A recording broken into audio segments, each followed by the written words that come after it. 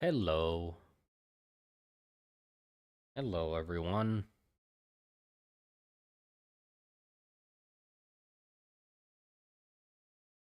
Which tier? Yes, which tier? We're going to be working on this. It's not that complicated, so there's not really much left to do, really, besides just cleaning it up and drawing all the angles and then the crown separately. Hello, everyone. Yeah. I think it's pretty self-explanatory. I mean, the title of the stream pretty much explains what we're doing. I'm making a witch tier, and I'm gonna get somebody to model it. Well, I already found who's gonna model it. I found a wonderful 3D artist that contacted me, and to as a warm up, I'll let them model this because well, it's not too complicated. I think. Okay. Thing is, I made a video talking about how I'm gonna make a war dancer miniature. I'll have to find somebody else to make that one, cause the Shabby wasn't, or was it Shabby or Sadeka who's gonna model it? I forgot, but they aren't available, so I have to find somebody else to model that. But also, um, after putting some thought into it, I don't like the War Dancer that much. Or not that I don't like it, but I think I'm doing too much with it. I added the mortars and the gas canisters and stuff like that. I feel like I should just sort of dial down or remove elements and do the things that are there very well instead.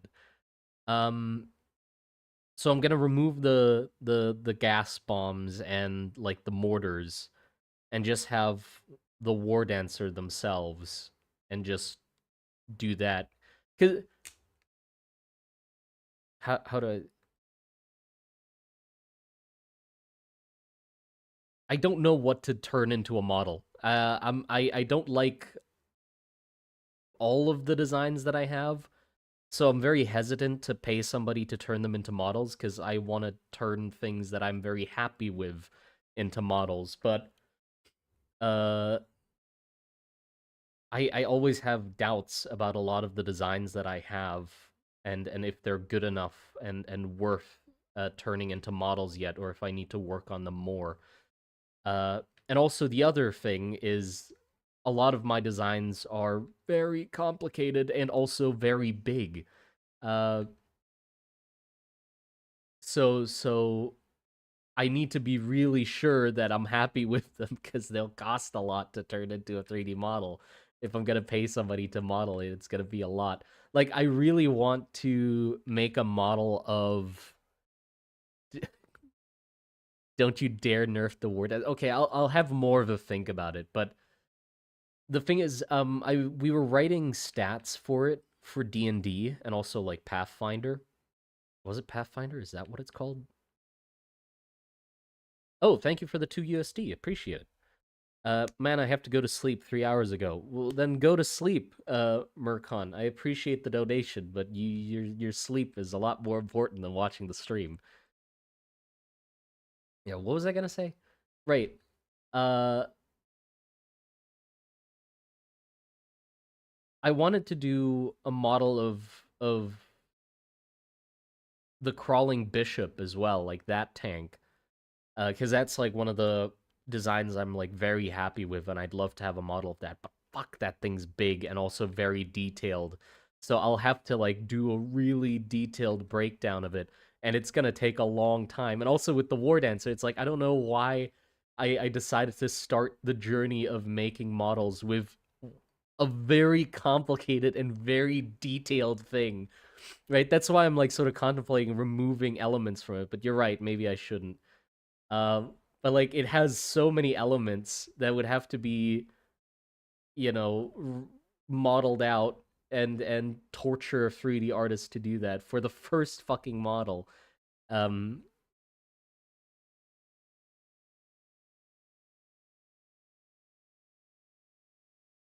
Yo, D&D module when? Well, I'm not gonna make a D&D module. The thing is, like, I want to make miniatures and then make stat blocks for those miniatures, right? That's the plan. We've already started that to a certain degree with the War Dancer. Like, we have some of the people in the server have tried out stats that we made for the War Dancer, and I they said it was good. Like, we sort of made him a very interesting enemy to fight. But I also want to make stat blocks for other TTRPGs, not just D&D. It's just that that happens to be the one that I have played, so I can sort of help to judge if it's balanced or not. But with other ones, I don't have a point of reference, so I need to find people that actually have played those games enough to be able to determine if something is good or not. Um, but also, uh, implied details somehow like its main elements that make it iconic. Implied detail somehow its main elements that make it iconic as a design. Well, yeah, but it's just a lot. Like they're large designs, you know. They're not. Uh, I I f- I need to start small, but the problem is there's not many small things to design in Monster Garden. A lot of the things are quite big, I've realized. The war dancers are really freaking big. The crawling bishop is really big. It holds four people inside, or five people inside. So that's a 5-man tank. It's really big. Uh, but also, like, what? I wonder if a video will has been made on what a witch tier is. No, no. This is gonna be an opportunity to make that. I want to make a standalone video, just like a very short one, just talking about what a witch tier is and stuff, because it's a wonderful, wonderful concept, I think, and I can't take credit for it. It's fully Shabby and Sadeka's idea. Like, it's one of the reasons I asked them to help me with the project is because they designed the witch tier and it appeared in the server, and I was like, how the fuck? Like, how do you think of that? How did they manage to imagine this? I would have never thought of it, and it's incredible. And I literally didn't change anything with it. I'm just drawing it in my own style, but the idea of it itself is purely theirs. I don't want to take credit for it. I just stole it with permission. I stole it.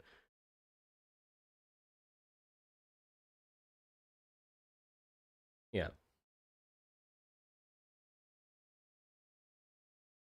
just be lacking content, but this I am curious of its purpose. Oh, it's, well, to put it simply, and it is quite simple. Like, witch tears aren't a complicated concept. It's just a very cool thing I haven't seen before. Witch tears are concrete tiers or tear shaped prisons that hold the bodies of witches.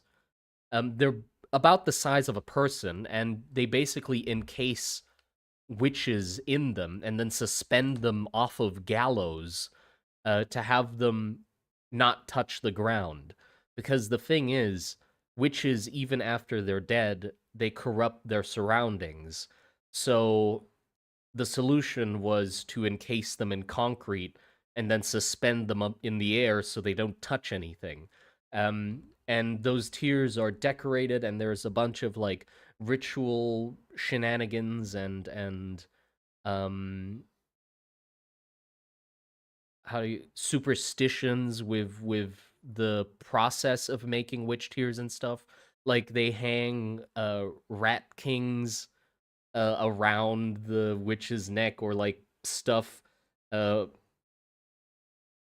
hay down their throat and orifices to prevent the magic or their corruption from leaking out and stuff. And witch tears are also, they're not like designed by the ROM government or whatever. They're carved and they're carved and decorated in unique ways.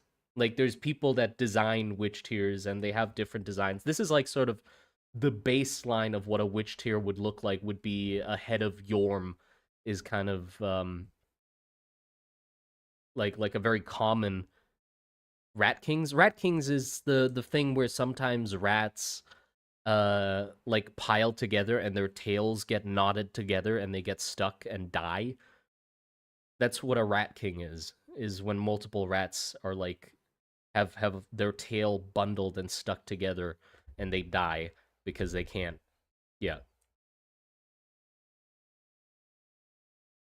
Yeah, so inside of every witch tier is the body of a witch. Well, presumably the body of a witch cuz the main thing is that, or not the main thing, but the issue is that people are really bad at telling what witches are.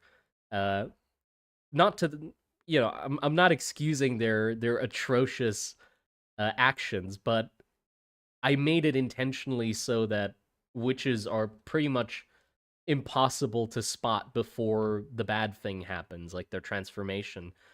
So like the panic and sort of barbaric nature of the witch hunts and stuff like that is very not reasonable but understandable. Like it makes sense why people are so crazy about witches and stuff because them transforming is devastating. Like that's basically like a not a nuke going off, but it can wipe out like a town or village if it's bad enough. And that's just them turning. So preferably you want to catch a witch before they turn, right? Because they're like a ticking time bomb. But how do you tell what's a witch? And that's why there's like crazy witch hunts and blah blah blah, that sort of stuff.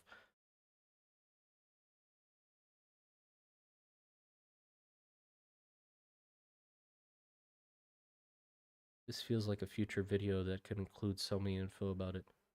I'm so interested. Yeah, yeah. It's a fun concept that's like just interesting on its own. I think it doesn't need to rely on the rest of the world to like be interesting. It's just a fun idea to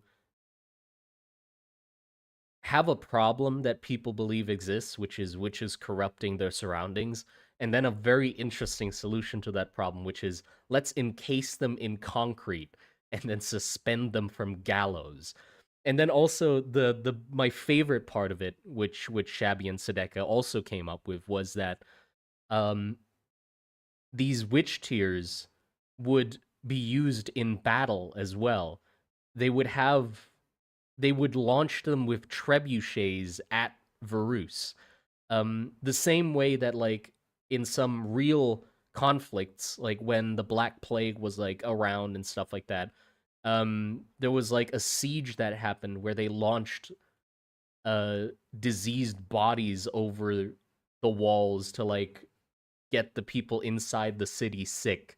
So it was a thing that exists. So this is kind of I think it's a really neat idea that they launch dangerous, basically. I guess our equivalent would be if an army decided to launch uh nuclear waste barrels at their enemy without considering any of the long-lasting consequences of what that might cause, you know? Are all witches female? No, no. Witches are completely random. There are no gender specific, no uh yeah, I'll have to write a video about that. Or I am writing a video about that. It's just I'm quite stuck on it at the moment.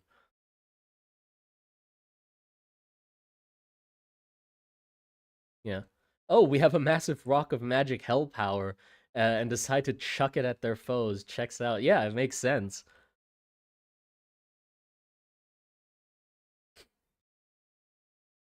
Let's see. But yeah, just the visual of it. I love it. I mean, okay. The reason I started this stream, by the way, was I was drawing this and I was just like, fuck, it looks so good. So I was like, I need to stream this. I need to Show this to people.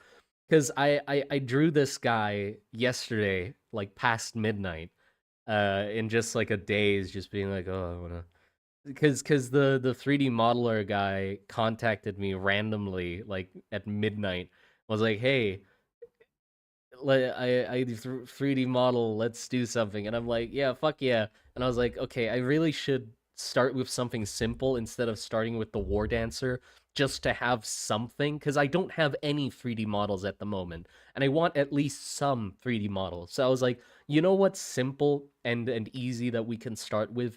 Witch tears.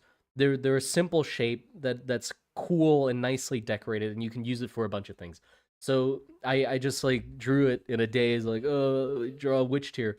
And I don't know what came over me, but like, holy shit, this thing came out amazing. I don't like, is it just me, or like this thing looks fucking awesome? Like the flow of the shapes, I just managed to get it perfectly. I'm glazing myself at the moment. But like, look at these flowing shapes. The fucking the overall proportions, but then also like the head swooping down like this into the mouth, and then also the hairline parting like this, and going into the ears and the eyes and mouth, and the fucking like the nose bridge going up into this with the star. Like, I fucking cooked. I cook with this one. I'm really proud of it. Honestly, when this is done and it's turned into a model, I'm just gonna hang it on my backpack or something. Because I don't have any use for like making it into terrain, but I totally just print one out and just hang it on a backpack. Or use it as a butt plug. That's also possible, I guess. Actually, no, don't use it as a butt plug because it doesn't have any. It will just disappear forever. There's no stop to it, so I don't recommend that unless you add that to the model. Then go for it, I guess. But I wouldn't recommend the, just the without modifications. It's the wrong shape, you'd lose it exactly. But yeah, if I was gonna hang it on a backpack, I definitely need to. This ring up here is not gonna work because if I 3D print this is gonna be like the weakest link, and it's definitely gonna break. So I'll for sure need to figure out. Well, what I thought is I would just cut the model off here, just make it flat, remove the ring, and then just screw in hardware like those. I don't know what they're called, but these things where it's just like a screw with a loop at the end. Just screw one of those into the top, and then it'll be a lot more secure.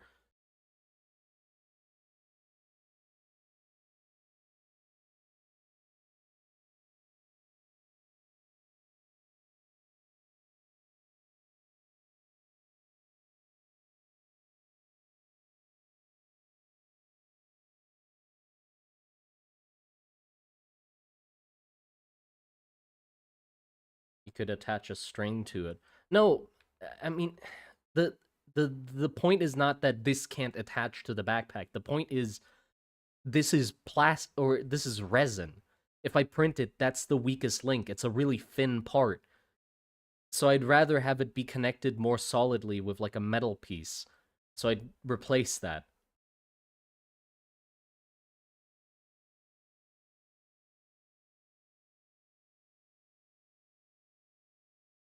Like that's gonna be the first thing that breaks.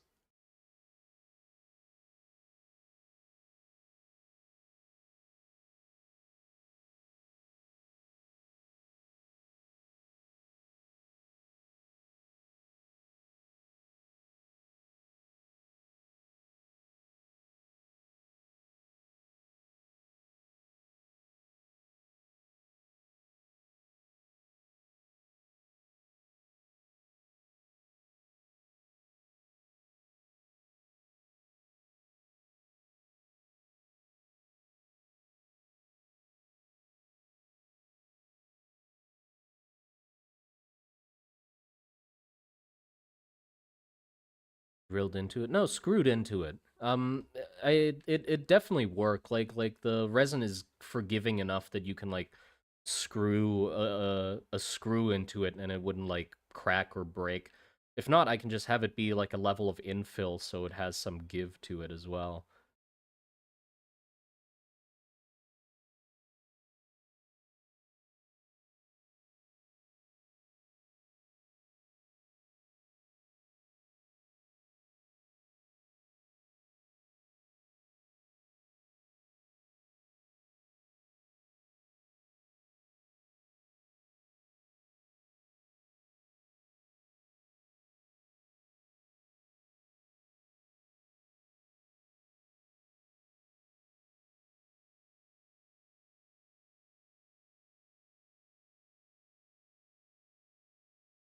What? Is there a possibility for the use of decorative witch tears? Well, yeah. The the idea is if we have a model of this, you could use it for a bunch of things. I mean, um I'll put the model on a drive so you can just have it. And if you happen to have like a 3D printer or something, you print it out and you can do whatever you want with it. I'm sort of imagining it be quite flexible. Like it's not very world specific. It's just like a cool piece of scenery. So you could make like terrain with it. You can like pile a few of them on top of each other, make some cool like cover or terrain for like board games. Or again, you can like put it on your backpack, or uh you can like have a giant use it as a flail, like add it to the end of a flail or something, or just kit bash it with other things. So it's just a really neat piece, I guess, that you can do whatever you want with. Do whatever you want with? No. Insanity? No. I have a few printers. A few printers, goodness. Flexible. Jesus. Deal. My god.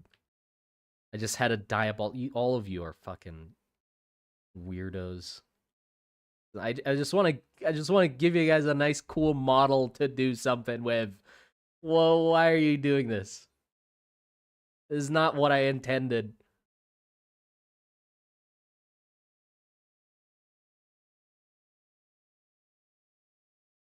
You should make a witch tier that's the canon size. Fuck, where the fuck am I gonna put that? Huh?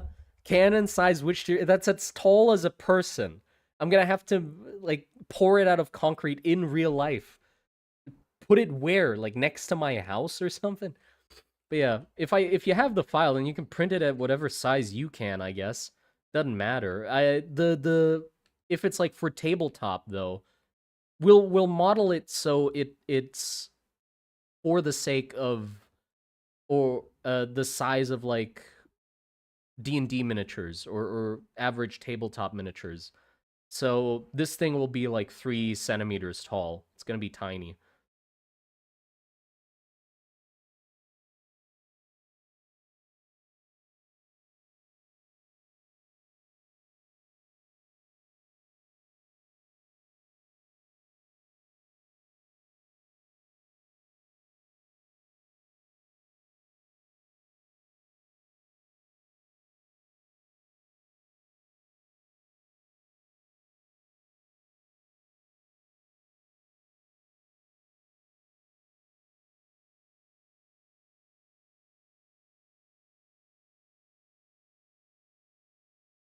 Would they be painted? Up to you.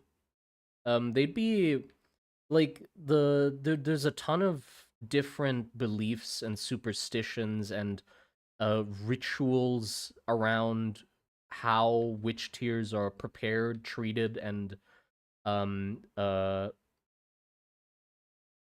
used to house witches safely. So if you think that there's like a reason to paint it, then go for it. If it's like, oh, there's like holy paint or something, we bless this paint so it it it protect or whatever.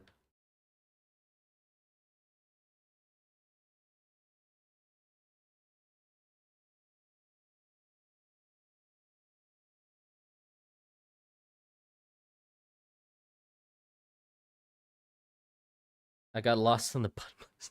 They house witches. That's what they do. They're a prison for or they house witch corpses so they don't corrupt the ground and they're suspended on gallows.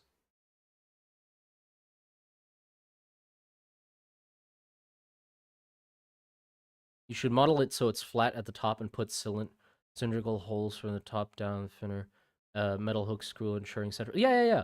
So I want to make multiple versions of this. Like I'm gonna ask if he can make or well I'm gonna pay him to make multiple versions of it. So we'll have a version that uh doesn't have the thing at the top, and then a version that does like this.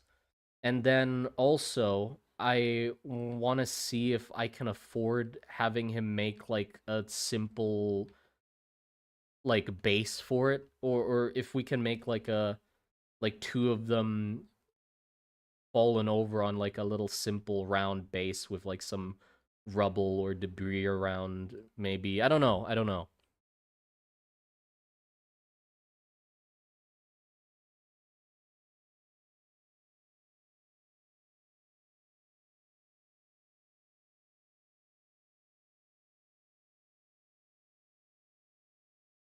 I can't wait. Like I'm so excited to have more 3D models that I'm like eager to have like a bunch of them just hanging around, but it's such a slow process in truth because I actually need to design all of them and then work with the people to make them and then test print them so they come out well and then I have models.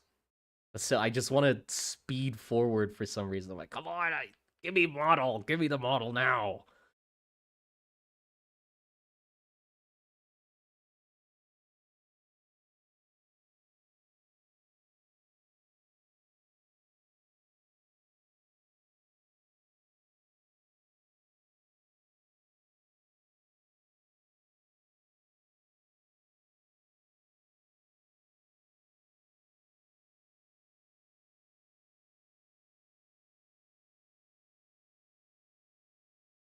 You've been doing 3D print or 3D for a long time. I mean, if you want, then you can contact me, and send me like some of your work so we can see if maybe we can work together then. I already have somebody who's gonna model this one, but the more 3D modelers I have available to me, the better, because each one of you guys obviously have your own specialties.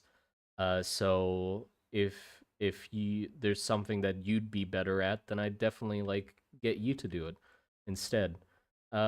Although it'll probably be a bit like next month until I get somebody to make a model again because I'm paying you guys obviously, and I don't have that much money. Uh, like I make enough from YouTube and Patreon so that I can.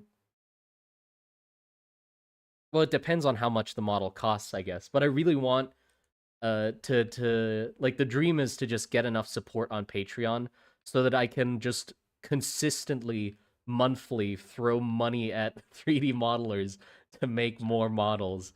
That'd be fucking amazing. That's the dream right there.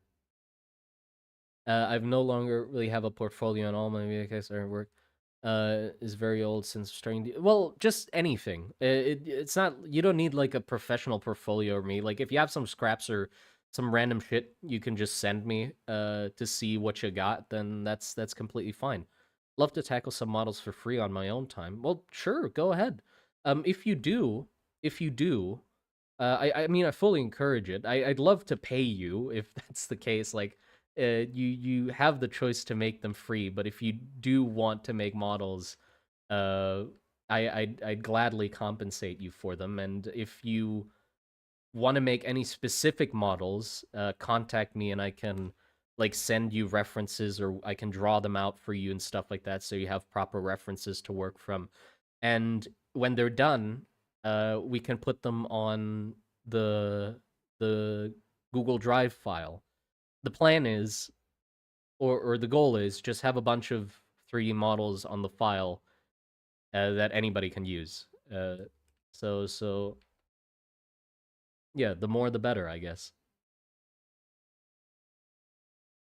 I'm not gonna. I don't want to put them on Patreon. Like the smart thing would be to put them on Patreon so that you know people have to pay for them, so I can actually get or guarantee getting more money, so I can pay more people. But I'm an idiot, and I somehow hope like fairy tale fantasy land logic hope that, oh, if I just give models away for free and people choose to support me willingly, I'll somehow make enough money to pay people more to make more models.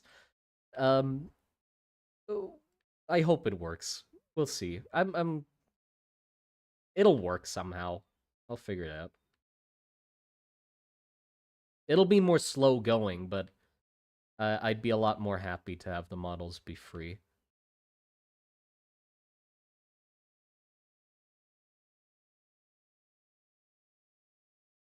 I've breached containment. I've entered the Discord. Oh no.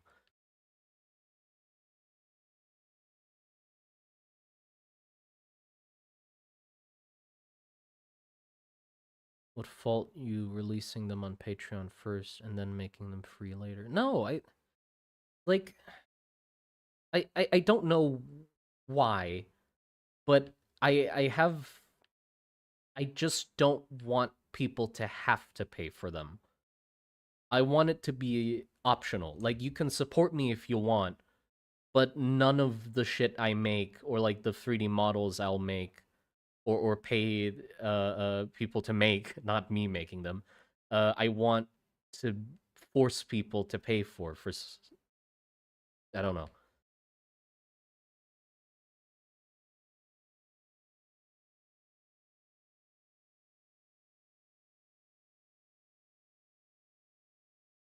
What does a witch tier do? It contains witches, so they don't corrupt the ground. They're held. They're strung up on gallows.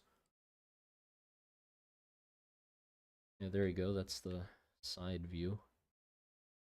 Let's add some cracks. Yeah, I know it's stupid. Like I know it does. Like it's giving shit away for free is not a good business model. That's for fucking sure. But it's gonna work out somehow. Just trust me. I'll be fine.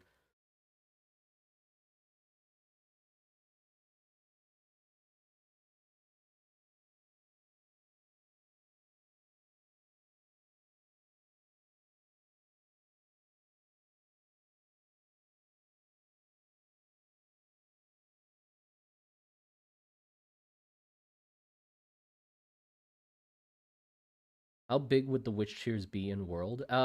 This is like compared to a person, like that. They're not that big. Well, it depends. There's varying sizes of witch tier. Um, is it possible for the witch teals to fail, fall apart, in the incident where a witch wasn't actually dead? I mean, they'd probably make sure that they're dead, but it'd be cool visuals to have them like fall apart and crumbling from like the curses on the inside trying to get out and stuff. Well, normally the town, like, yeah, they probably have someone who tends and takes care to the of the witch tears, like refreshes whatever fucking enchantments or offerings they might have at the bottom of the gallows to keep the witches at bay. Uh and oh, also them being on gallows is another cool uh another cool aspect of that is that it's sort of like a warning sign for other witches, right? Or in their minds, it seems like a good idea to have them like hanging as a bad omen in town squares. Like they're displayed. They're not like hidden away or something. They're proudly. Oh shit! I'm dropping everything, including my phone.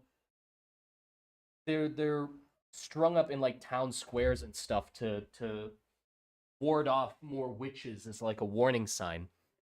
Uh, what if the first one costs money and then from there on it's free? No, just free. It'll work somehow.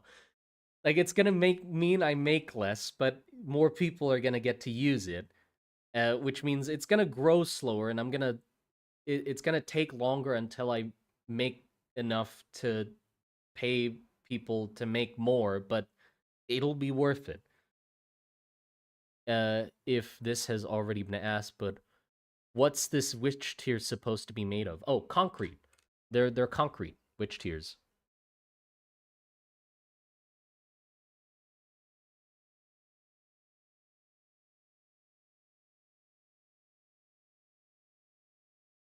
The moment the witch tier falls in the town square would be the highest case of irony. Oh yeah, people would go nuts. They'd be like, "No!"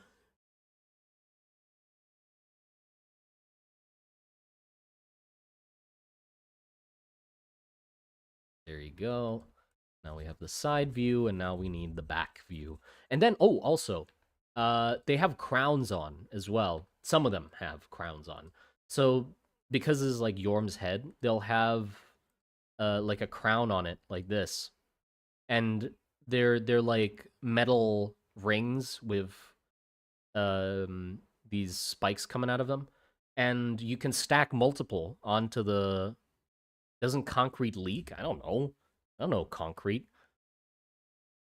Would witch tears be used as jewelry, considering how well they look like something you put on your ears? I mean, go ahead if you want. Yeah, you can make jewelry out of it. If you have a 3D printer, print one. Then how you doing, Simon? I'm doing great. I'm doing absolutely wonderful. A witch tier hitting another tier, so it cracks both. Just woke up from my job as a concrete finisher. I would hate making that.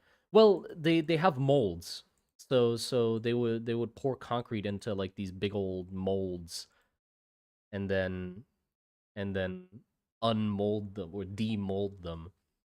So they'll probably be fine.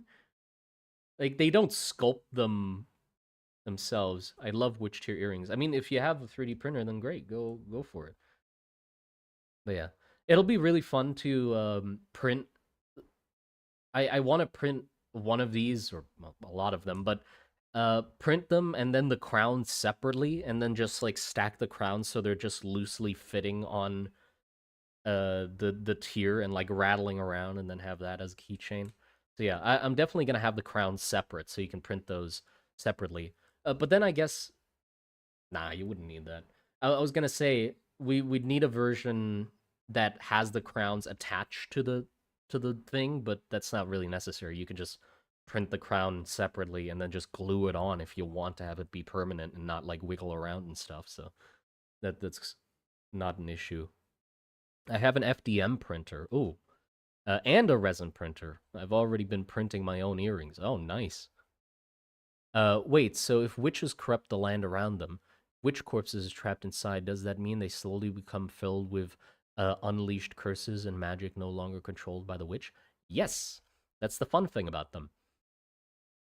Their witches are like radioactive waste, basically. So it's kind of impossible to get rid of them in a safe manner. This is just the best way they could think of.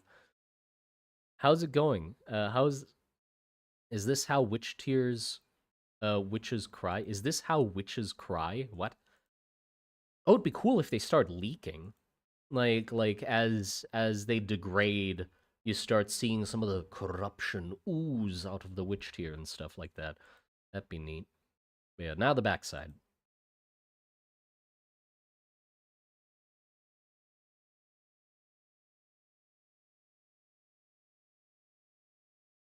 Yeah. Also the stack crowns, that was because Shabby and Sedeka, they thought of the stacked crown idea also when they get launched um on trebuchets like at Varus.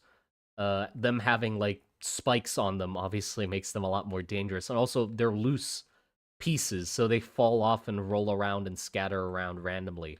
And also they're used as like barricades as well. Like a lot of them can be piled up, and then the spikes added on to barricade against tanks or that sort of thing. Or I guess on like shorelines as well, you can have them. And with those, I guess you wouldn't want witches in them. Like the witch tears can be used without putting a witch in them. They're just also called witch tears, but You don't have to put a witch into it. Uh, so just have it be full concrete.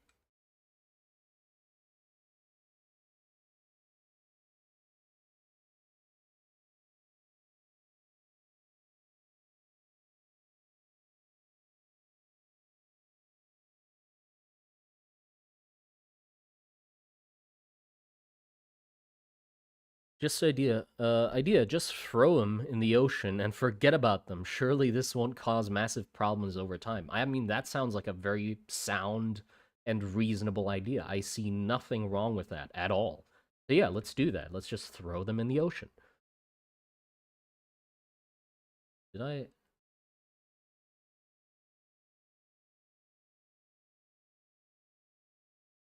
Yeah, I messed up. Doesn't look right.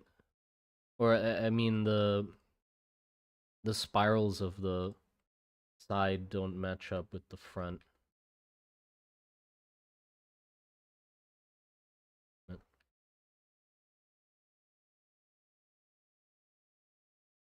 And cheat.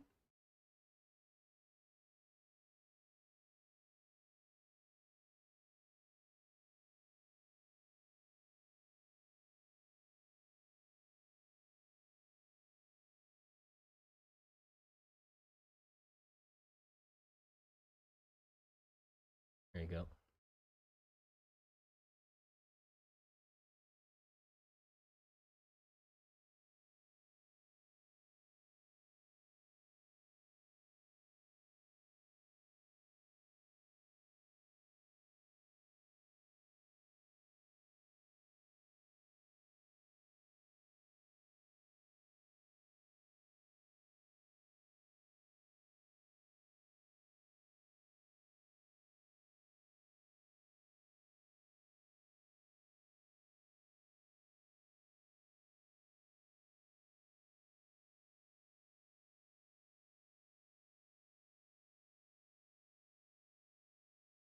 There you go. Fixed it.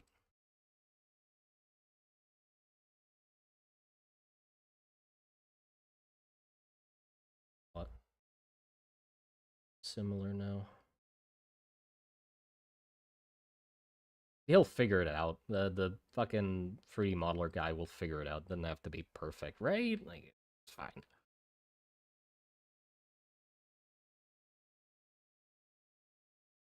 Is this one of the 3D models you're trying to make? Yes, yes.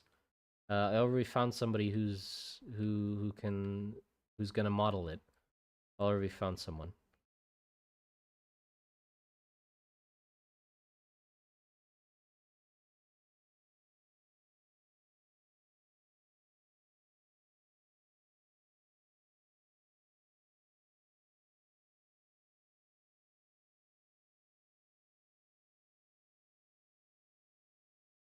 Match up at all. What the fuck am I doing?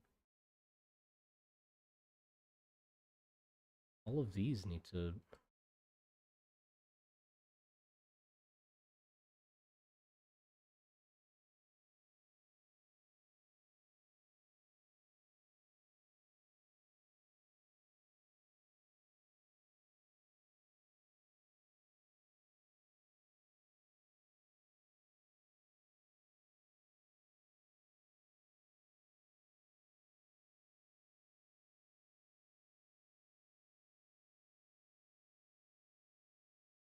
good enough. You'll figure it out. It works fine. I hope it's gonna be fine enough.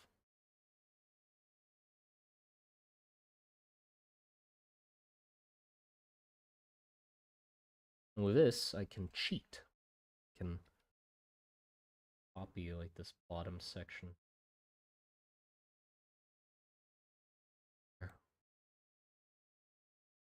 Those.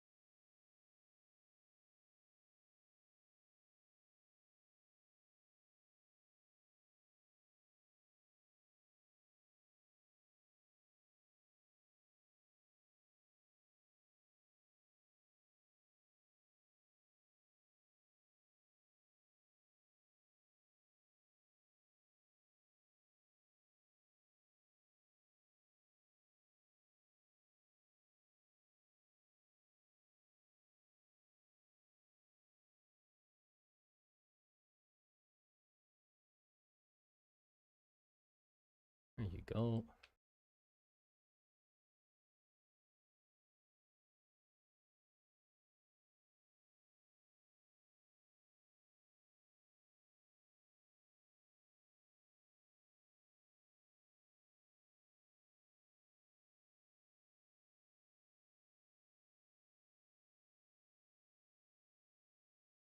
A different shape actually be nicer.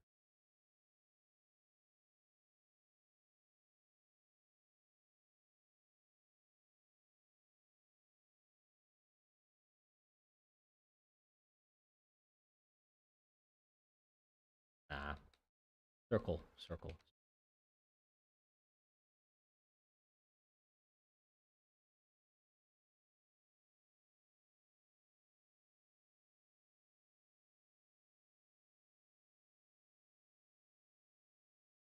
There you go. And let's do.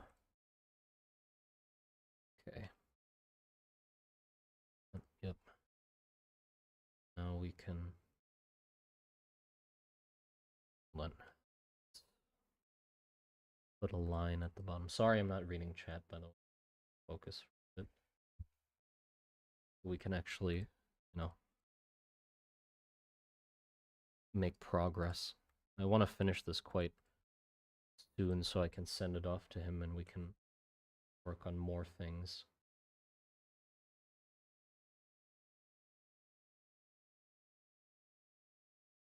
Oh, that's nice.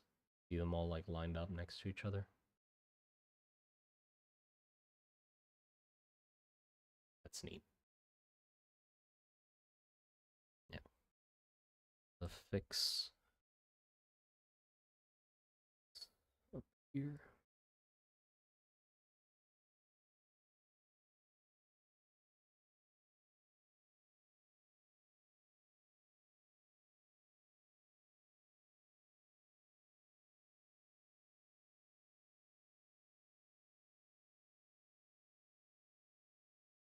What are witch tears depicting? Well, in this case, they're depicting the head of Yorm, which is the god of magic. But they depict a lot of things. There's a lot of variety of witch tears and things that they depict. This just happens to be like the most common sort of visual amongst witch tears, but they come in a variety of different designs and stuff like that. Uh, Different villages or towns, they make their own witch tears, so they just have many random ones.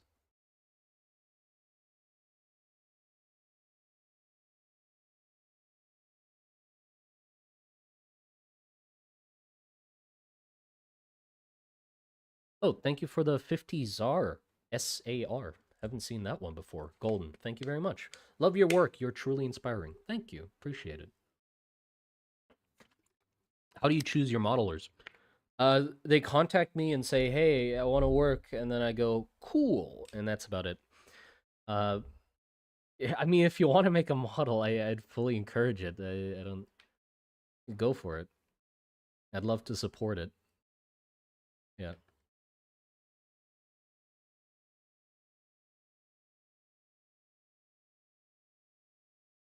Like, I just need the model to be, well, good, I guess. The Have it look like the thing I drew and you're fine. Like they're tiny anyway, or like, oh no, that's not a, I was gonna say they're small anyway, so it's not hard. What the fuck am I saying? That's some shit like a non-artist would say to an artist to have them strangle them. Like, oh, it's not hard. Of course it's fucking hard. Doesn't matter that it's small. But yeah, it just has to be like look good, I guess. Like what else is there supposed to, how do I pick a modeler? They make good looking models and I can afford them. That's the cap at the moment. That's sort of the sad or the chokehold is that I need to be able to afford them. I don't want to like uh modeling is expensive. I understand that, you know? So I need to take it slow so I actually have enough money to eat as well, and get models made. What are you going to do with the models? I'm gonna put them on a drive, like a Google Drive, and then just make them free, available for everybody, so you can do whatever you want with them. If you have a 3D printer, you can like uh, print them and that sort of stuff. Yeah, that's the plan. Just put them on a drive, not on like Patreon or anything, just on a drive, and so you can just take them, do whatever you want with them. Who said it would be small? Well, I'm thinking about it as like miniature scale, which means these things would be like it's slow work, it costs a lot, unfortunately. No, not unfortunately. I'm not like saying, "Oh, how dare you charge that much?" I completely understand it. It's hard and I can't do it myself. So I want to pay people to do it. And it's hard work and it takes a lot of skill and a lot of years and years of perfecting it, same as art.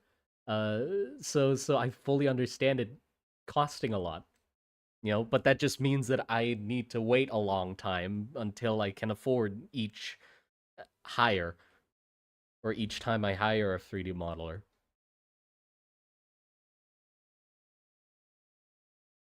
I could make you a website where you can download and view each model. Would I mean, that would be awesome. Having a dedicated website for that, that'd be amazing. Does does that I don't know how websites work. Like, don't domains cost as well? Like, it's like a monthly payment of something to keep the domain open, or like whatever. Like, how does that work? Like,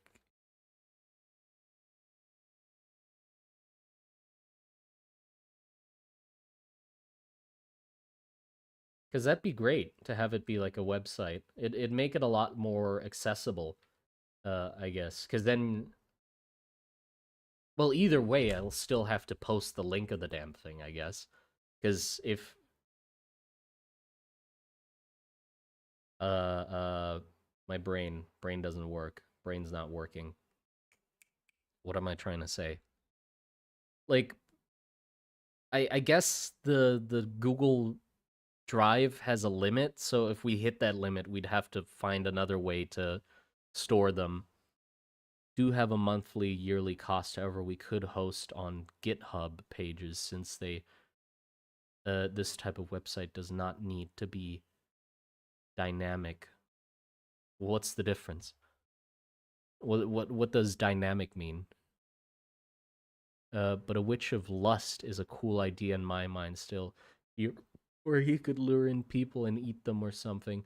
Yeah, I don't know how I'd draw that though. Witch of lust. We can DM about it sometimes if you want to. Yeah, sure. I mean, send me a message and we can talk about it after the stream. Like, I'm not gonna do anything after this, so we can just talk about like how a website works, because I'm interested in that. That would be very interesting. Okay. It would be fun if you had a version with a compartment, like a dwarf, but with a small witch figure inside. It'd be really cool to design one that is cracked open, because the witch is like curled up inside with like the rat king around their neck, and like straw coming out of their orifices and stuff. So it'd be cool to have a cracked version as well. I'll see if how much. I'm already stretching my budget. We'll see how much is left after this, and if I can uh, get them to do a version with like a witch inside, and I'll have to design that as well. But for now, this is we'll keep it simple. Okay, now let's do the crown. We need the crown. That won't be that complicated. Same thing. Let's just that that have an easy time. Where is that? Oh no, yes.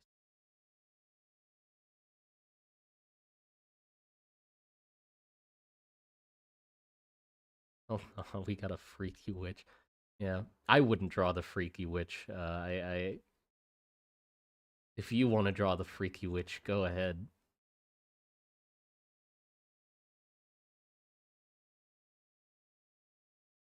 How would this? Okay, I'm thinking about how you'd print this thing. The crown has peaks that are curving up this way, but the angle is definitely too steep to just print without supports like flat down. If you have it pointing upwards from the print bed, it's gonna take a long time to print on like a resin printer as well. Kind of a tedious shape.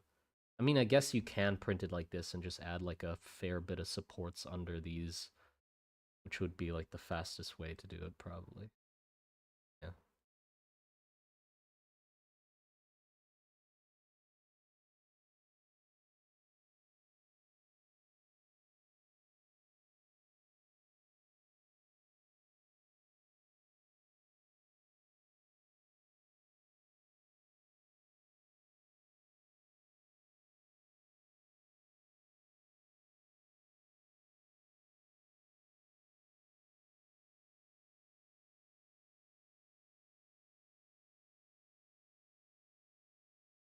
Good. What the fuck am I doing?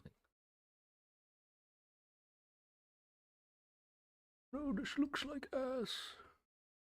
Looks like garbage. Like raw garbage.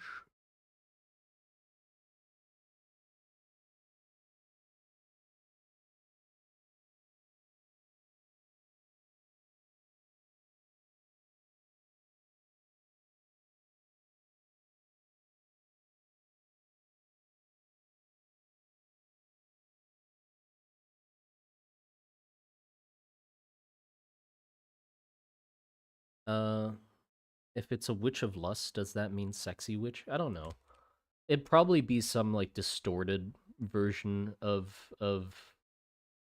uh sexy, because just making a sexy witch is not going to be fun, obviously. So if I were to design it, I'd probably try to like distort it in some way to make it like a weird perversion of the idea. Um, like Silent Hill style, where it's like there can be phallic imagery, but it's like in a very horror-esque way, probably. That'd be the way I'd do it to make it more interesting, rather than just drawing a witch with sexy abs or big tits.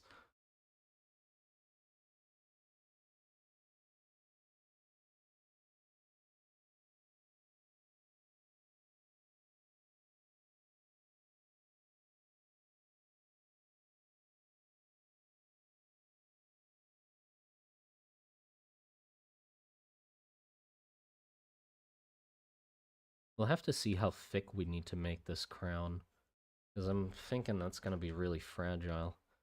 Um,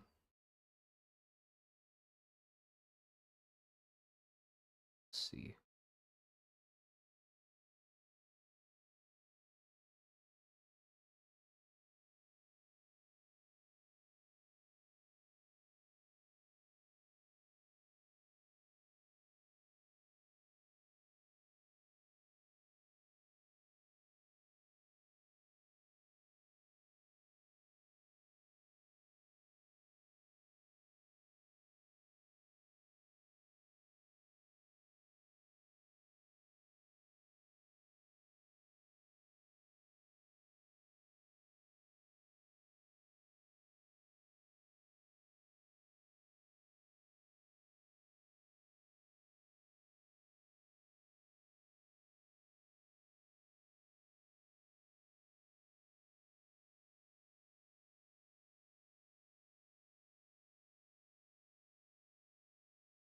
A witch so sexy that it's uncanny.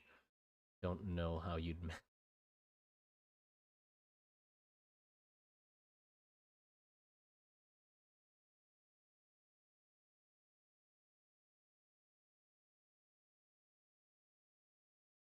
Yeah.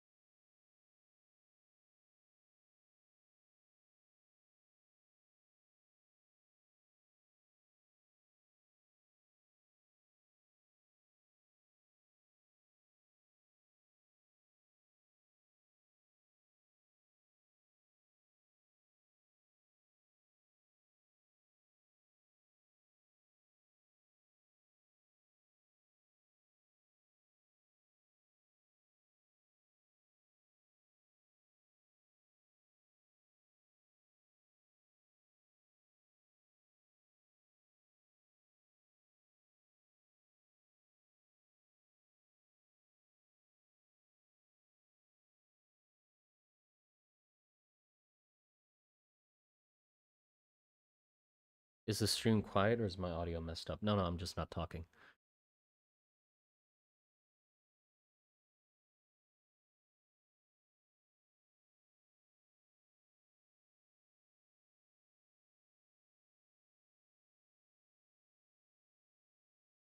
Here, let me draw the underside of that.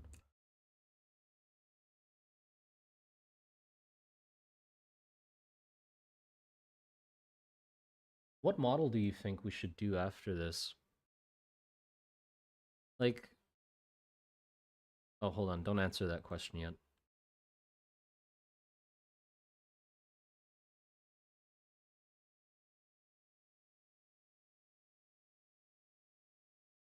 Okay.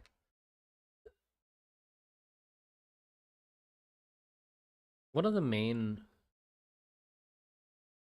things I realized with like this change of tides that I want to have for Rust and Trenches or like the Monster Garden as a whole, with like focusing more on just cool designs and concepts instead of trying to build out like a cohesive lore, is because I realized when I was wanting to make miniatures like this, I was like, okay, I want to make miniatures.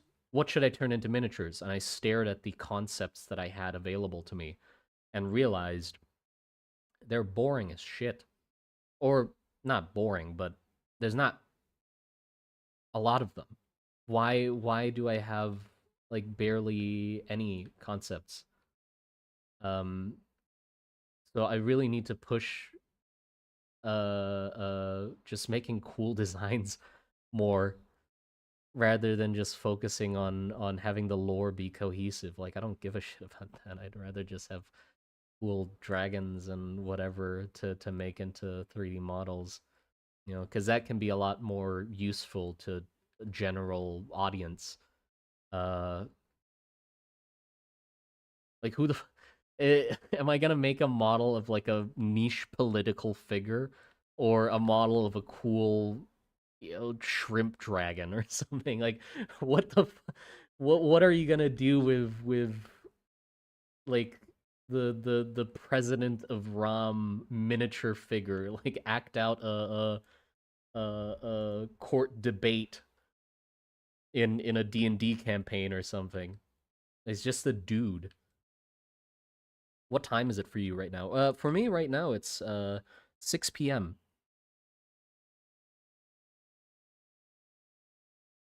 There you go. That's the underside.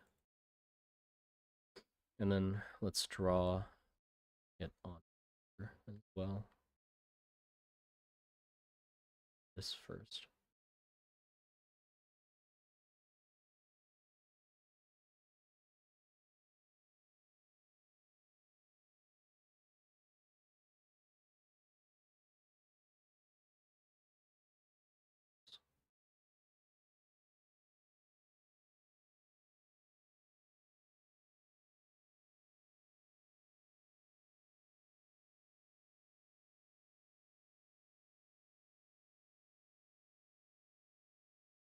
I think you should make a game with it. No, I don't.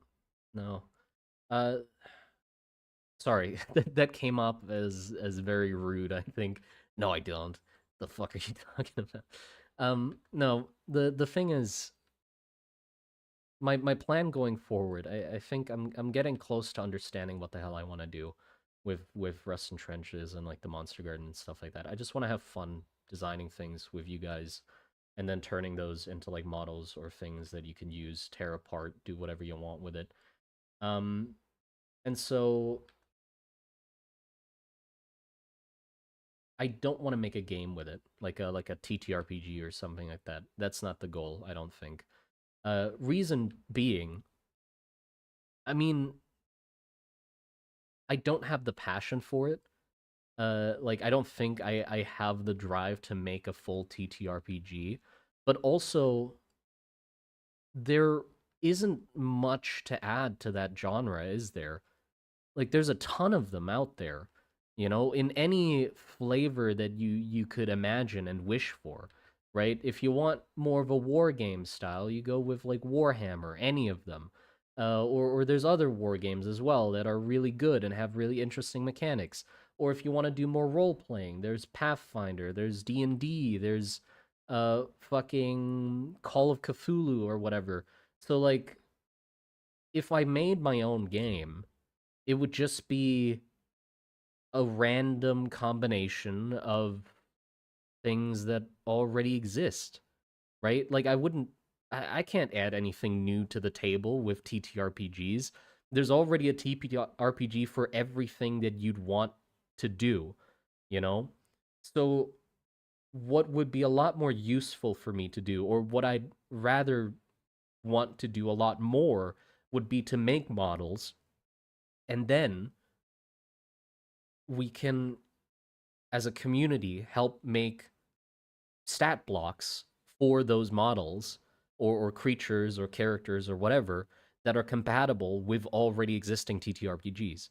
And then you can use them in said TTRPGs. So you don't like you don't have to get somebody and force them to learn a whole new fucking system. Like they're already playing Pathfinder.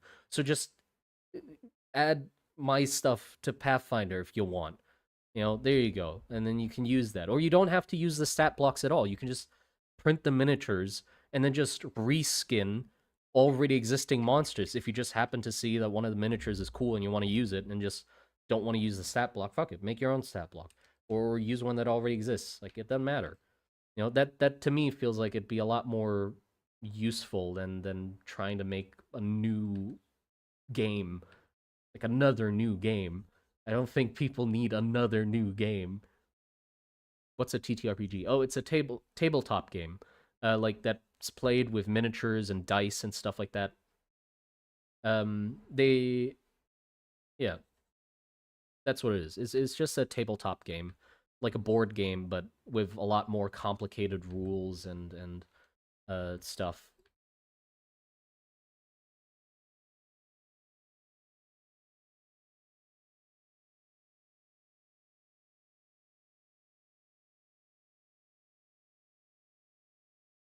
Make world settings. Well, with like the settings, yeah, I'd pretty much be making settings as well.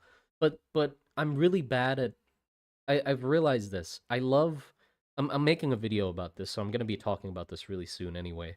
But I've realized I love world building in small, bite-sized portions. Like I love the idea of witch tiers.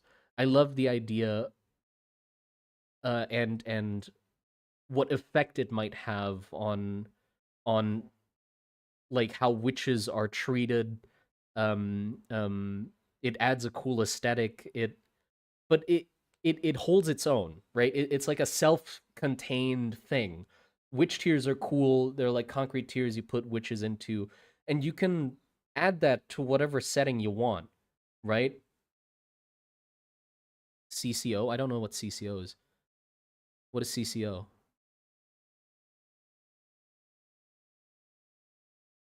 But yeah, so I feel like I wouldn't make like a full-on setting because I'm just not built for that. I can't make like a cohesive full world like Rust and Trenches where everything fits together perfectly and you can run a TTRPG in it.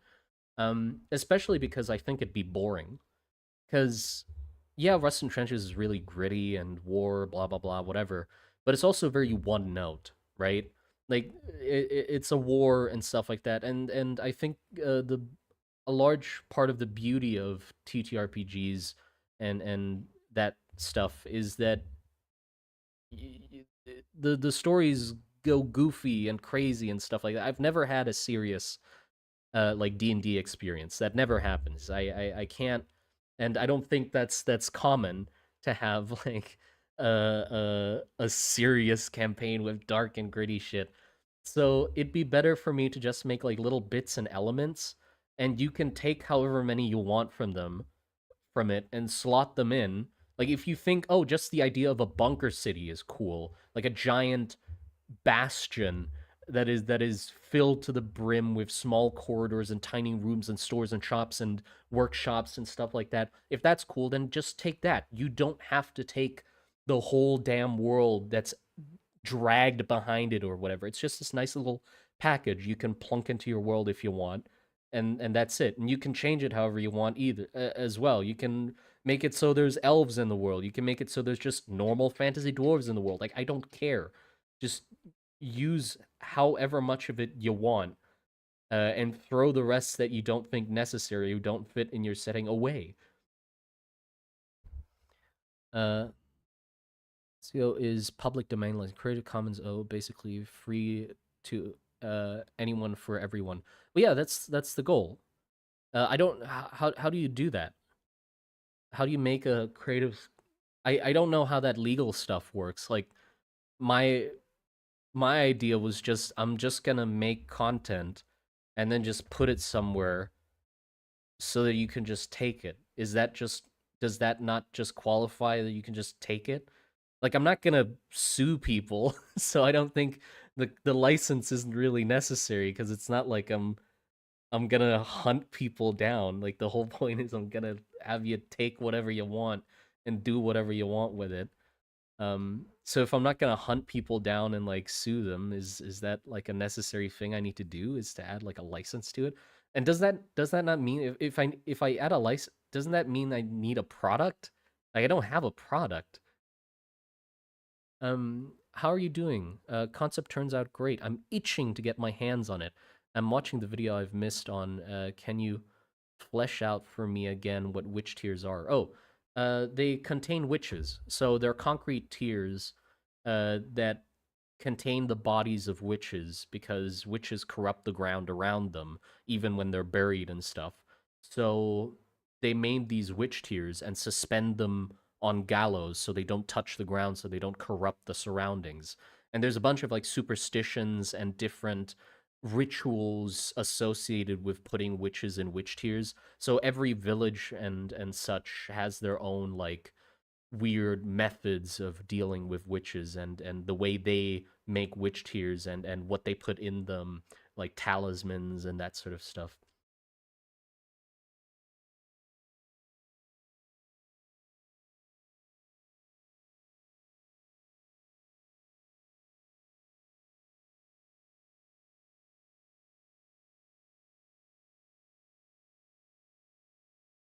On it can also protect it from being used in AI training, which is very useful if you don't want generated AI able to. Yeah, I mean that would be good.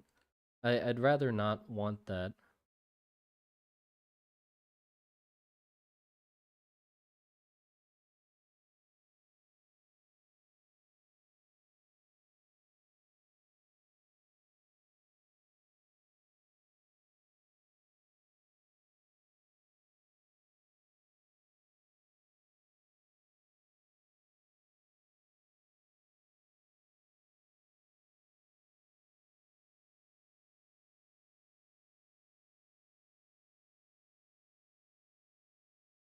Oh, there you go. Let's.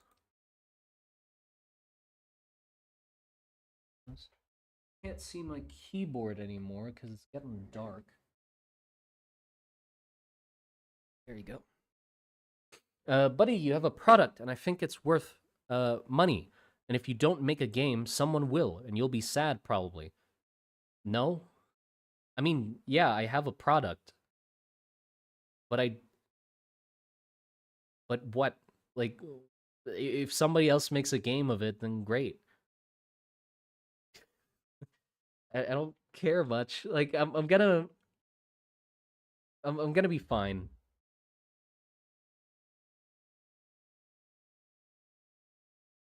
And my point is not to make a fucking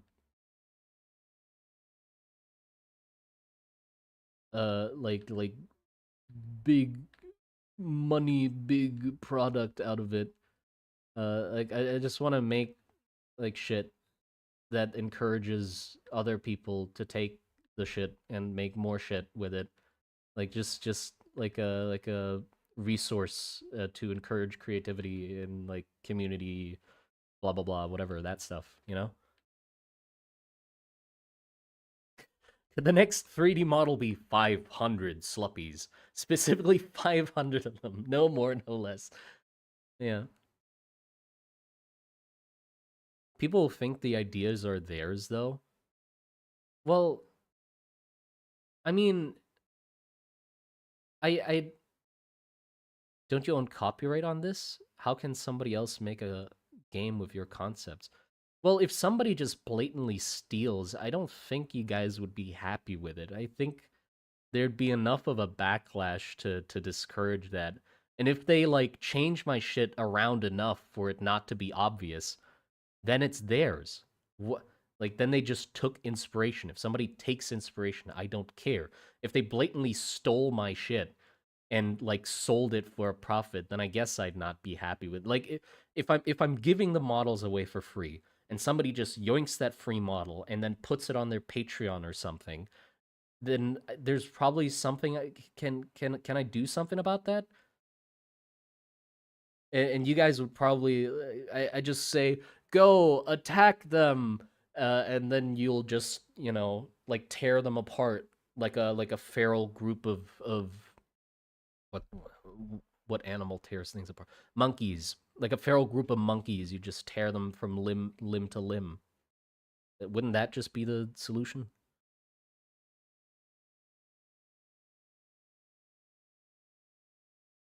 Uh, No, I think you do it because you love it. But when some guy is 3D printing witch tier butt plugs, you will not be able to take it back. Well, so if he prints 3D witch tier butt plugs, then let him do it. I don't care. Let him. You can use Commons license, non-commercial license. Oh, yeah. But how do I do that? I don't know how that works. I don't know shit about like law and stuff. Like I maybe I missed it, but isn't so uh don't I need a product to put like a license on it, or is it just like I I strap the license to my chest and anything I create is under that license? Like how does it work? Do I just put that label around my neck and be like I create common whatever, and like how do I make that official? Like do I just say it and it just is, or do I have to write that somewhere? Where do I write it? Like there's so many fucking legal shit is so confusing, man. Oh, I just realized I messed this up. This has like a little swirl and this guy doesn't have a swirl. Oh no, inconsistency.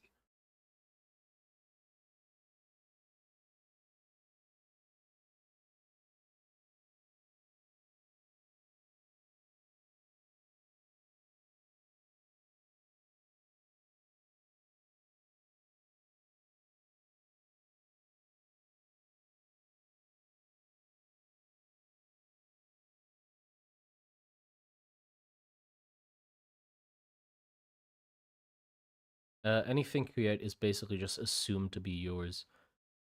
You can just mention it. That's it.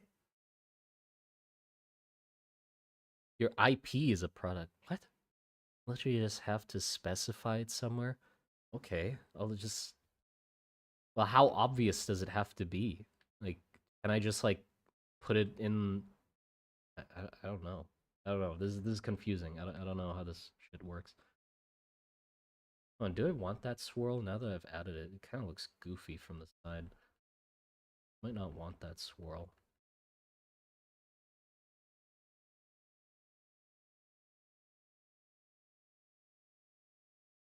It does kind of look goofy. Maybe no swirl then. Remove it from the front as well. Yeah, let's try removing it, see how that looks.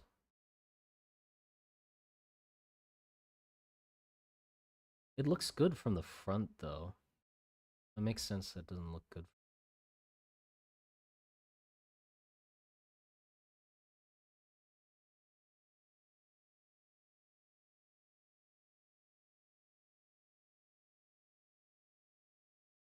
Yeah, it's fine even without it.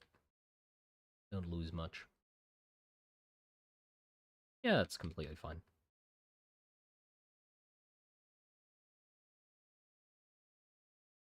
Have to actually match up whatever the fuck is happening.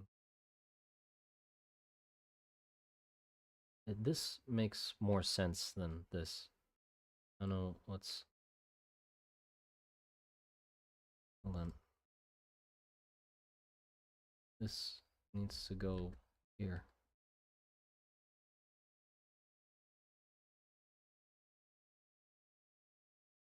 Sorry, I'm not reading chat again. I gotta fix this first and can talk.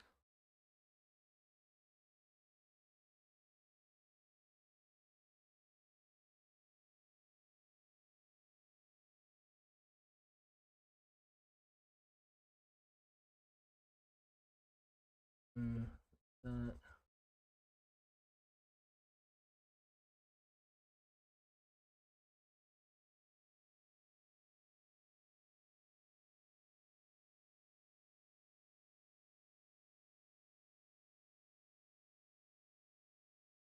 there you go.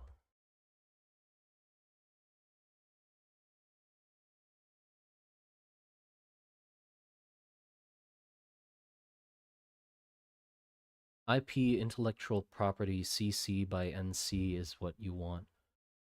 Okay, what does that do then? If I like put that somewhere, what happens then? Does that mean that anybody can use it, but nobody can take it and make commercial like sell it for a profit? Is that what it does? Because I think that's sort of what I want, right? Is I'm asking you what I want. No, but what I want is sort of just you can take it and do whatever you want with it, but you can't just take my shit and just make a profit with it. Like that's not the point, right? So you can't just yoink my models and be like, "Well, I'll just sell them if you're not going to sell them." That's not okay, right? Nobody can claim they made it. Well, that's kind of obvious though. Isn't that am I just stupid? Am I stupid? For me, that just doesn't make sense for some reason. Nobody can claim that they made it. But that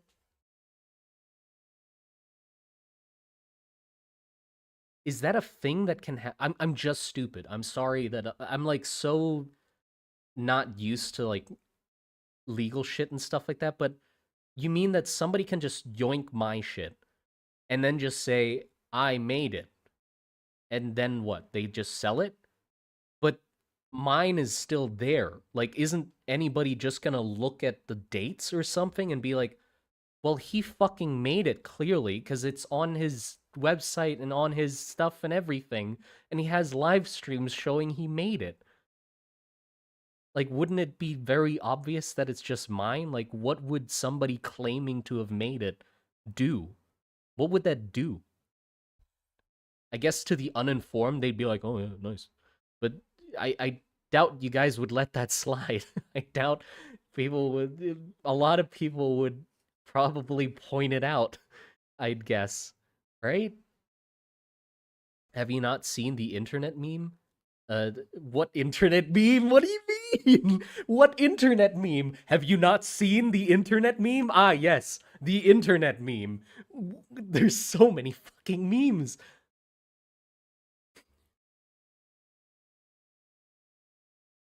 Everyone's always new at some point. Yeah, I guess. Okay. So,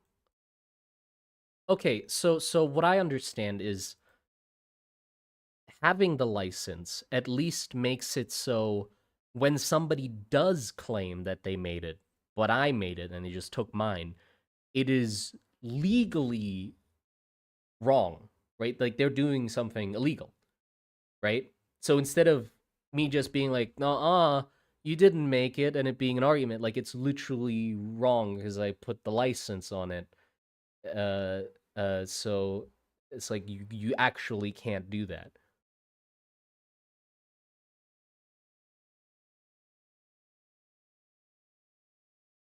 Permissive non-commercial license. There's a bunch to pick from. Can make claims if you think you have a case on someone. Mornings. Don't tell me like. Hold on. Is claims like that shit that leads to like court, like where you sue somebody and shit?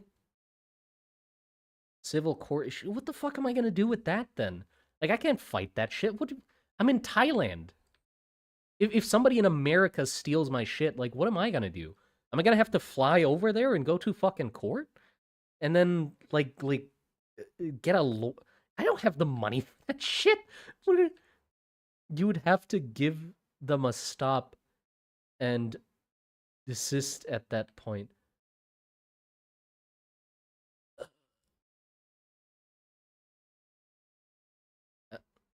Yeah, because like this is 90% of my audience is like American. So if like in an if scenario, if it does happen, it would most likely be one of you guys, right? Not you guys in the chat. I mean like an American or someone like in another different country. And what the fuck am I gonna do about that?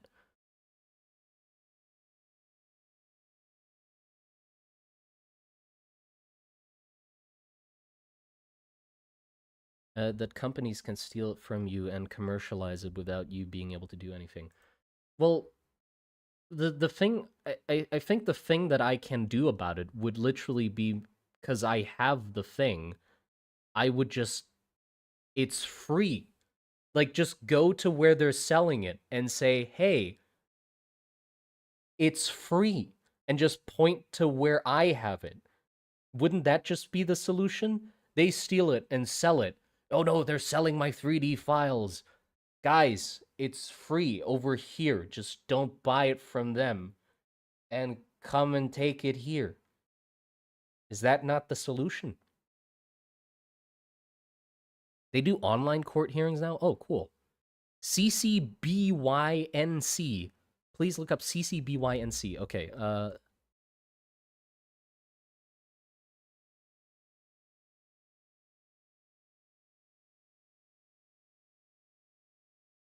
I'll look that up then.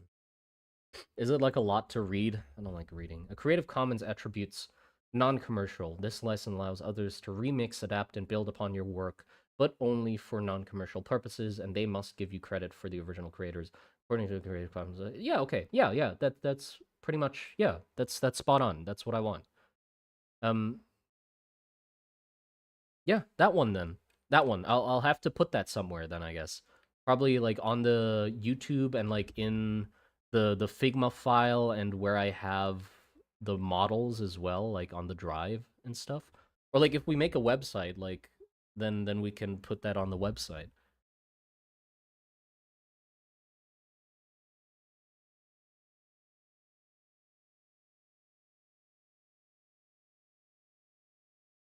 Wait, are you letting us add to the lore? Well, no, not necessarily. Like my idea is I don't want there to be like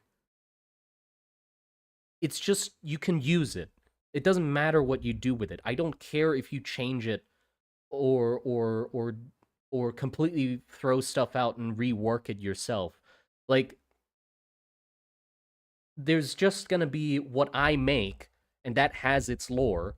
And then if you want to take that and make your own, go for it. And I don't want to call it like fan fictions cuz if you change it and stuff then that's yours. There you go. You have it now, right? So I don't want there to be like fucking like lore lawyers or whatever they're called where they just go around being like, well, that's not actually in the lore, whatever. Who the fuck cares? If you like the witch tears, but you don't like the witch hunters, then remove the witch hunters. Just use the witch tears, and nobody can come. I don't want anybody coming along to you and being like, oh well, you the witch hunters. Why aren't they there? Or God, you use this part of the world, but you didn't add this other part that Simon made. No, the fuck, like it doesn't matter. Like I don't care. You don't have to be lore accurate or whatever. I just take the tiniest part or whatever you want from it and change it however you want. Iteration. Yeah, and all of them are the same level of valid. Like I don't want to like say that well this is mine is the true one and yours are just like lesser interpretations of them. No, all of them are their own, thing, own interpretation of it and taking bits and pieces and stuff like that. It doesn't matter.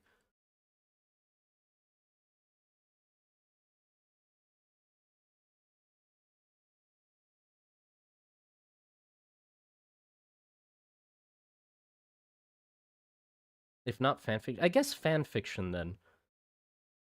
I guess fanfiction then. Yeah. I don't know. That word normally means. Yeah, I guess that would be the right word.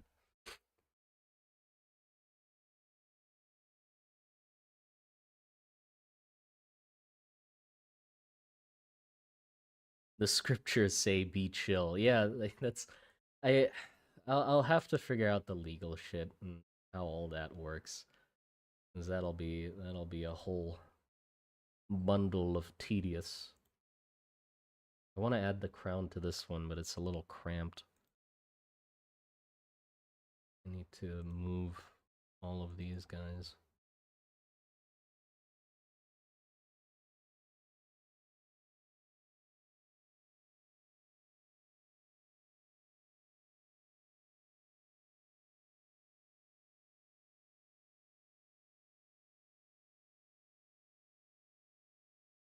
Like DC Comics, but less corporate. I don't know how that functions.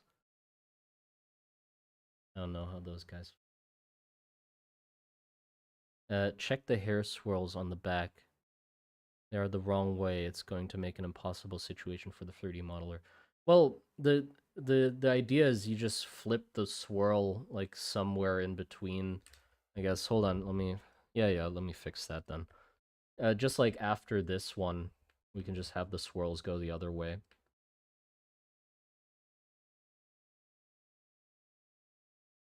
There you go. Fixed. Magic. And here as well. Wait, hold on. I'm fucking stupid. Did I just draw it the same direction? No, I did draw it the right direction. I was like, wait, hold on. It just uh, there,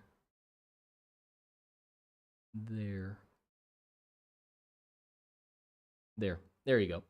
Now it just flips like halfway behind his back, or halfway behind the head.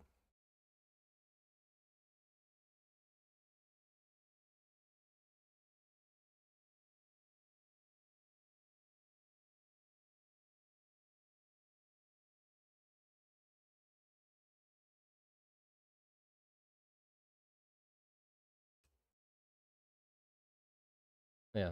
Thanks for helping me out with this, guys. By the way, like with the legal shenanigans and stuff like that, because I don't know anything about that. And like, it's not like I have anything or anybody that I know of that can help me with that, because nobody else around me does like the YouTube stuff, like relatives or anything. So like, I can't ask somebody how fucking Creative Commons license works. So it's great to have like a chat of people that actually knows. Or I hope you guys know what you're talking. I mean, it seemed you definitely know more than I do, so that's all I need. Is at least to be a little more informed about it. Yeah, appreciate the help.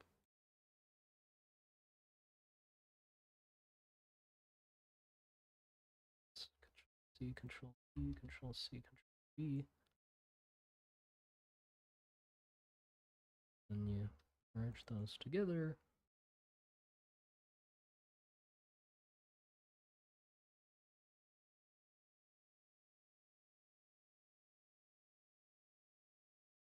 Want to flip it? Sure.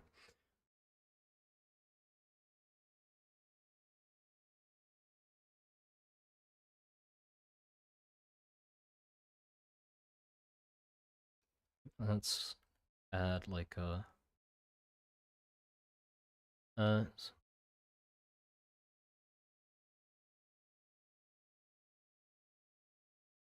what?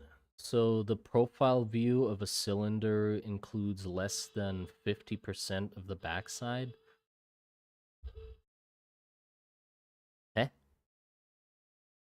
So the profile view of a cylinder includes less than 50% of the backside? Jesus, you guys are way too anal about this shit.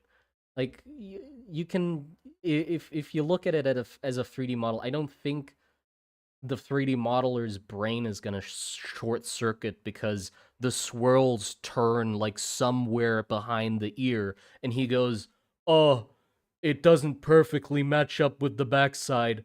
I can't interpret this on my own." They're a fucking artist. I think it's gonna be fine. They'll figure it out that somewhere along the edge on the backside, it'll switch directions of the swirl. Unless you're just pulling my leg intentionally, I don't think anybody is that. It'll be fine, right? Like,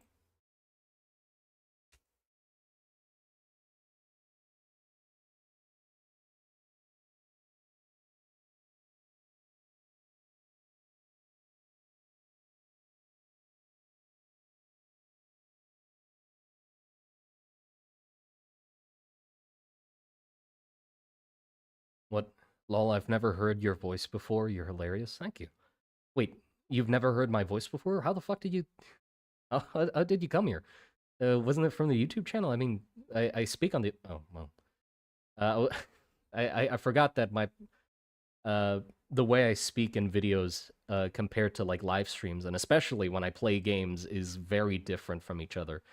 Um, I become more monkey and very much less well articulated in stream situations, in streams, and I just swear like a sailor when I play games. So yeah, I guess that is a little different from what you'd hear in videos. Reason being, the videos are perfectly structured, perfectly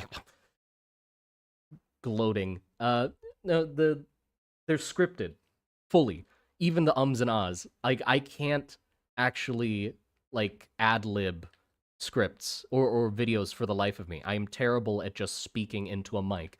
I am forever envious of the people that can just speak videos and then just post them like that. Like they just have enough ability to just talk about a subject without issue, maybe cut out some pauses, and then just be able to post that without actually following a script or like maybe talking points at most. Like how dare you be that good at recording or just speaking? I can't do that. So like my videos are fully scripted. That's why I sound so different. Uh, is because the way I write weirdly doesn't it sort of is the same as when I just normally talk, but some parts are different. For some reason, I love torturing myself when I write scripts. In some scripts, I love writing run-on sentences that are way too long, so I have to like save up breath. Or I love writing sentences that are just tongue twisters for myself. Like, why? Why do I do this to myself? Just write sentences that are obnoxiously hard to say. It's like, oh yeah, recording Simon would definitely be fine with this. He wouldn't definitely absolutely hate reading this. What is your opinion on olive oil? This is extremely important. I must know. I've never had olive oil, so I don't know. I don't know what my opinion on it would be. I mean, I'd guess it would just taste like oil. Uh, but that's that's my perspective uh, from ignorance. Obviously, I haven't tried it before, so actually, I shouldn't speak my mind on it at all. In fact, I take that back. It probably doesn't just taste like oil. I've never tried it, so I don't know. I don't know. I should not assume things, even though it's called olive oil. Your name is Simon? Yes, my name's Simon. No olive oil? I just haven't. I'm in Thailand. We don't use olive oil. Our food doesn't use olive oil. So there's some ingredients that exist that I just haven't tasted before. I don't have the most adventurous palate, that's for sure. Um, there, I there's like a few things I eat, and that's pretty much it. And I'm not. I guess that does count as picky, huh? If I only eat a few things. It's not that I don't like other things. It's just that I have very strong comfort foods. Like I like a lot of foods, but I always come back to the same ones. Like there's a store in my town that I go to, and I just walk in, and they already start cooking my food because I've ordered the same thing, exact same thing from them for years, so they know me and they know what I eat. Um, and I haven't changed it at all. So the, the I can just eat that forever. I don't get bored of it because it's just nice for some reason. I find comfort in familiarity.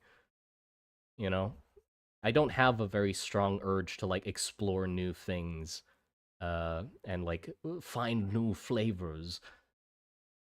Thailand? I could have sworn you were American. No, no, I'm Thai. I'm in Thailand.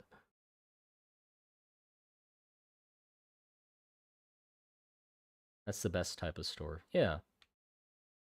Uh, I the thing is I'm very bad at ordering food. Like, uh, so I'm glad that there's a store that knows me enough that I just have to put up fingers. So I just put up two fingers if it's two plates, like if my dad wants to eat with me, or just one finger if I just want one. So I don't have to speak at all. But every time I need to order something new is a nightmare for me because as soon as I have to say the order, the words don't come out.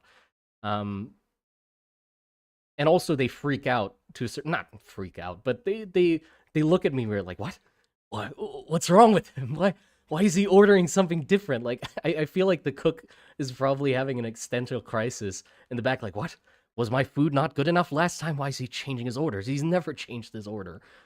um but like sometimes my girlfriend wants something different, so I order something else alongside what I normally order, and they give me like a look like, what?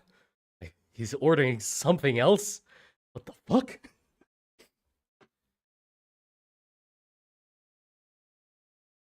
Why does the witch tear have a crown? Oh, it's just a decoration or like some superstition thing, probably. Like it might be some sort of ward to protect or to fend off the corruption, or maybe it's well, the where the crowns came from was Shabby and Sadeko, who designed the witch tears in the first place. They um they made the crowns as like when the witch tears are used for barricades and stuff, the crowns are like spikes. So it's harder to drive tanks over them and stuff. And also when they get launched from trebuchets, those crowns like roll off of the heads and like spin around randomly and cause chaos.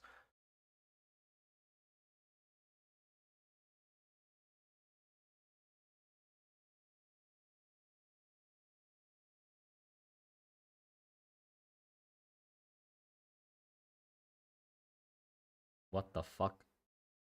The hell is that?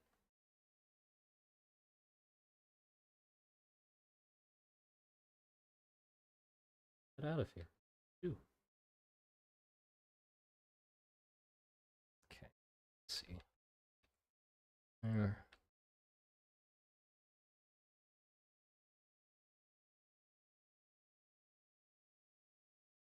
Move the crowns.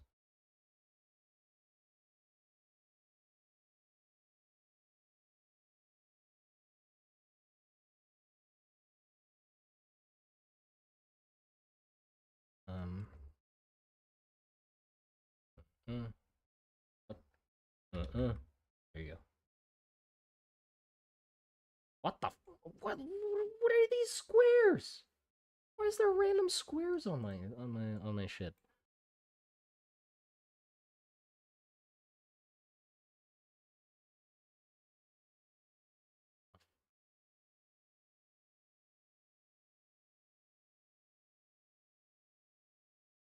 Again,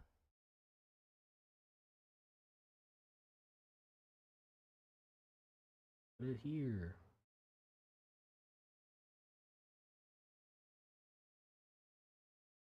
Hello, I just came by to thank you for your designs and lore bits. I've been using some parts of it in my D&D campaign, and I think my group generally likes it. Oh, that's great. That's great. That's exactly what I want to hear. I'm glad you like it, or I'm glad you took parts of it and added it to your own stuff. That's great. Yeah, I hope the campaign goes well, going forward. Wish you the best of luck as a fellow DM.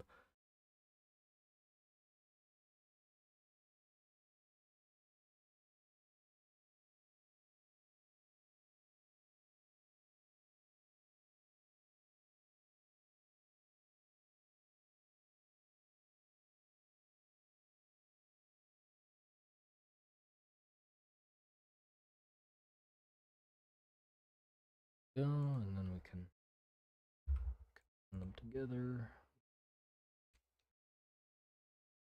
Let's put alpha into mask, and then we.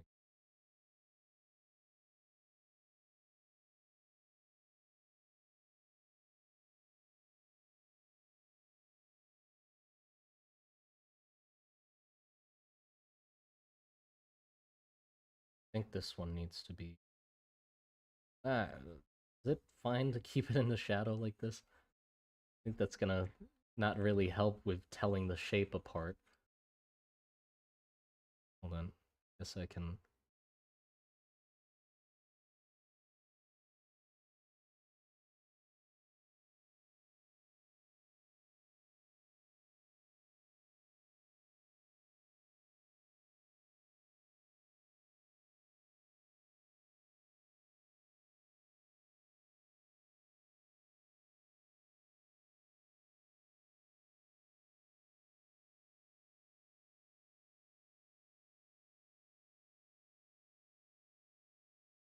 Here you go. That works.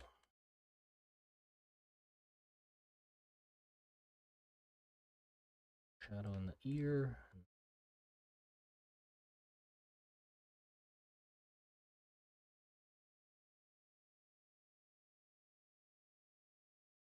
Yeah, I think that's gonna be usable enough to make a 3D model out of. Let's find some references for the textures. Not for like color, but the grit of it, because I want to make sure that he knows that the stone isn't like smooth, it's concrete. I just can't draw that. Um, so let me find like an image of concrete, and then also like rusted metal for the metallic parts. Yeah. Oh, hold on. Let's do the crowns first. Split. Okay, these are gonna be bronze or brass or whatever. Random, nice metal color. There, that works.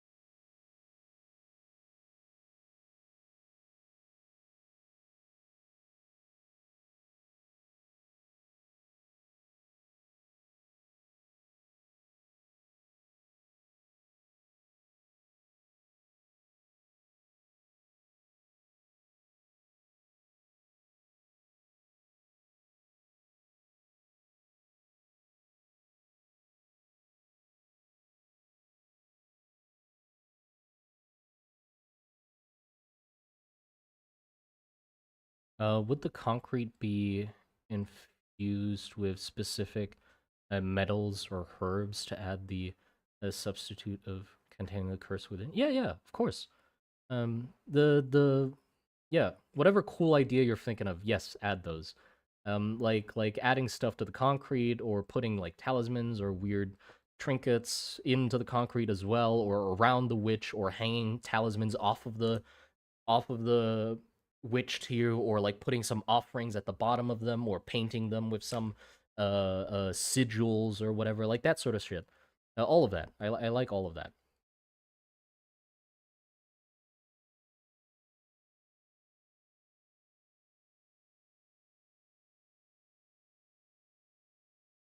And then the inside is blood red, gruesome blood red,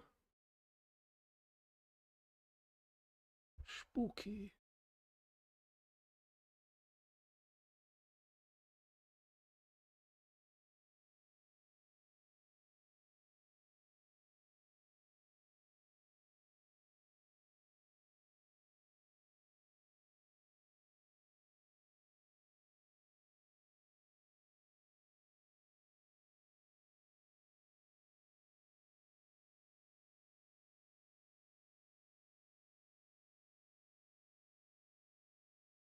Could also be the bell part of the bell. Oh yeah, that would be cool. Yeah, it could work too.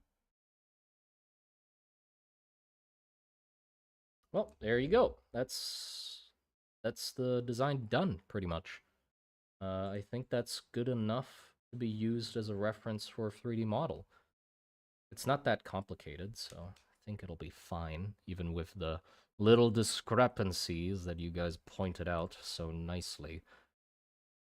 I don't think my 3D modeler will have like a seizure or something when he sees that the curls don't match up perfectly or whatever. I think he'll be fine. He's good enough. I trust him.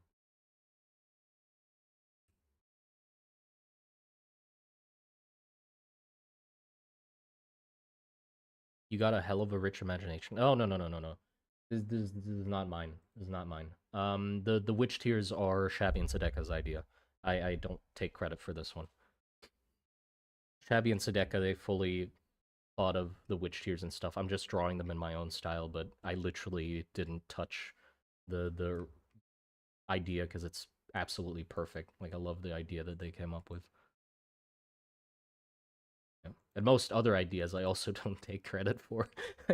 I don't the thing is I'm sort of I guess like a lightning rod for other people's good ideas. I'd say yeah, I could take credit for that. Like I think I'm pretty good at taking other people's ideas and mashing them together and realizing them into something. Sort of I'm sort of okay at that. Cause like the Sewing Witch as well. Like that's just the chat. That was the chat all the way. Um, I designed that thing on stream. The minions also are just the chat being really good at coming up with crazy ideas, and I just pick them. I'm basically just picking good ideas and then putting them together. I'm not like coming up with this shit on my own. You know, the stuff that I designed just purely on my own. That's the most boring things in the setting. All the interesting shit is from other people.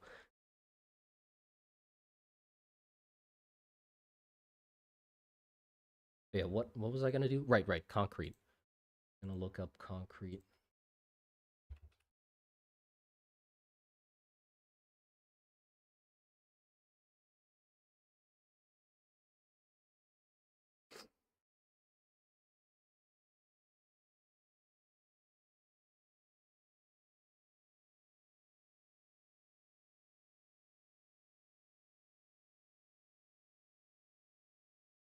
Sort of like this. Is this what we're looking for? What do you think? Hold on.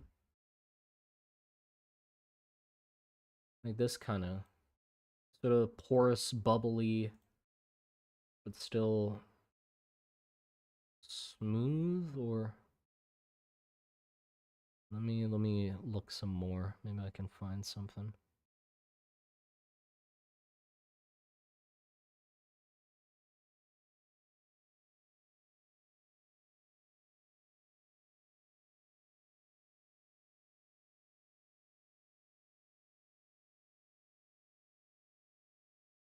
More like this. A little rougher, like some dirt and rust and stuff.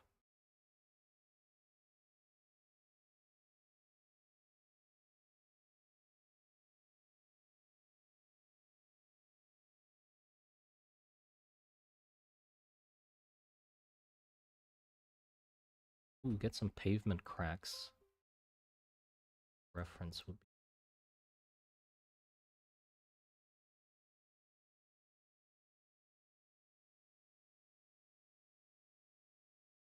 Ah, these cracks are a bit big.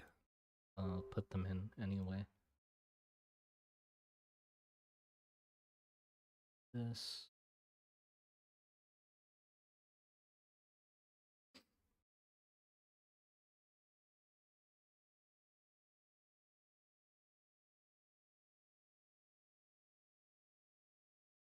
This layer.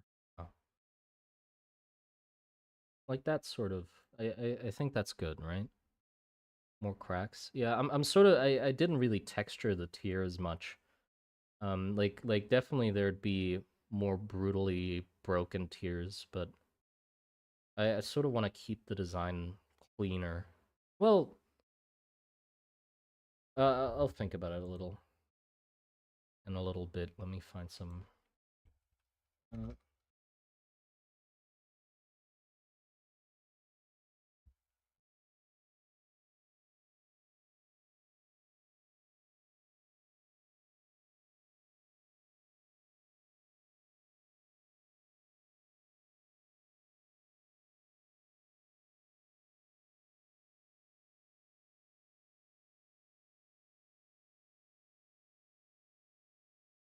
Perfect. Exactly what I'm looking for. This. Look at this. Nice. For the chain. Oh, we're not done yet, actually, because I need to draw the bottom and the top. Just because it's like very curved, it's kind of hard to tell what the hell is at the bottom and what this like top section looks like. I'll draw those separately. It wouldn't take long.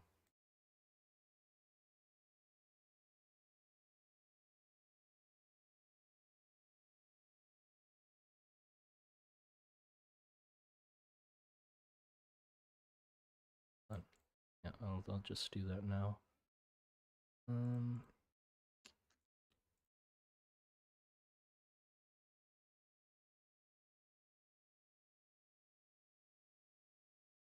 make a note about the texture. Well, yeah, that's the plan. That's why I'm giving like him references and stuff, and I'll write like some notes and tell him which parts look like what.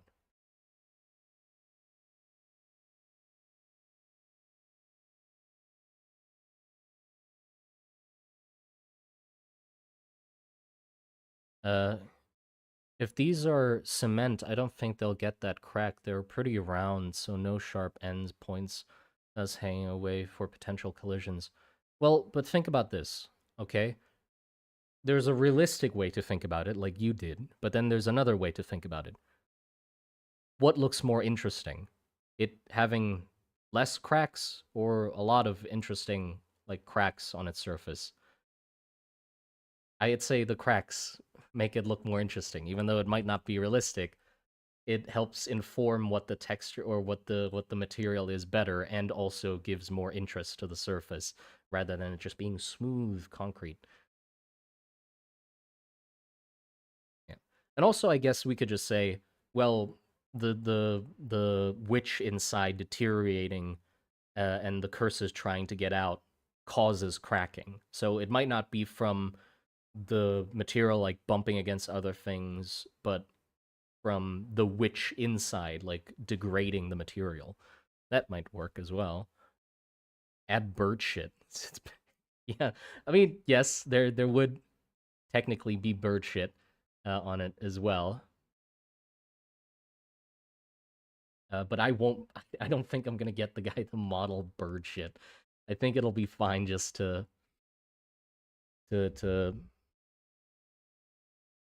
What am I saying? I'm trying to say something. I forgot what I'm trying to say.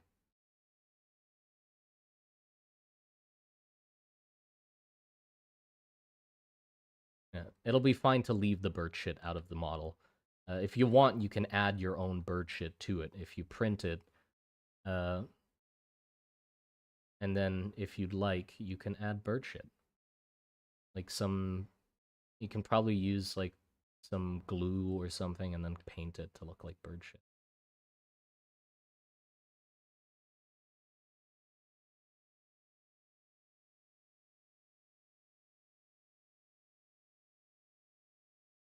What am I drawing? What the hell is this? Abomination.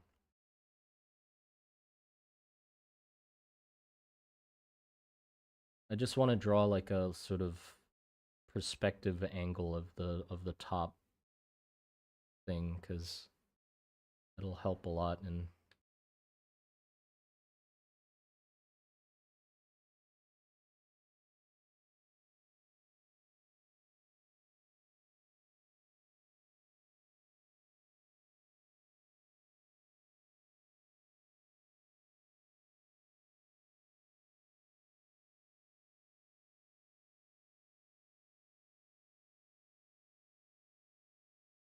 just have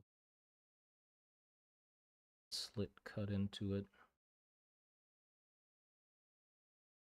This is terrible. Why does it look so ass? What am I doing? Let's redo it. I don't know what the hell I'm doing. Let's remove these like references first so we have some more space.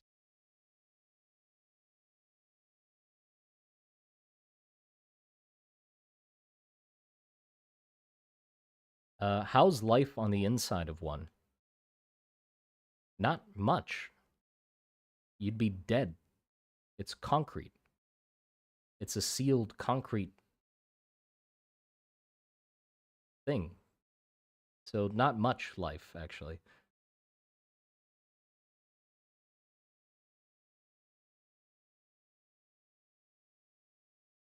Ugh, perspectives and circles, my nemesis. What am I doing?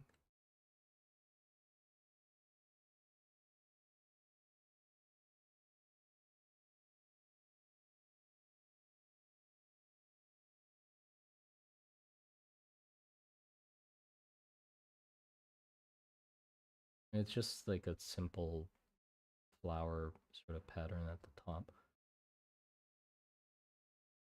Much at the bottom as well, really. That, and then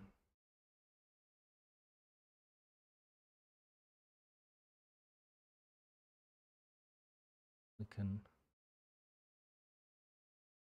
add that.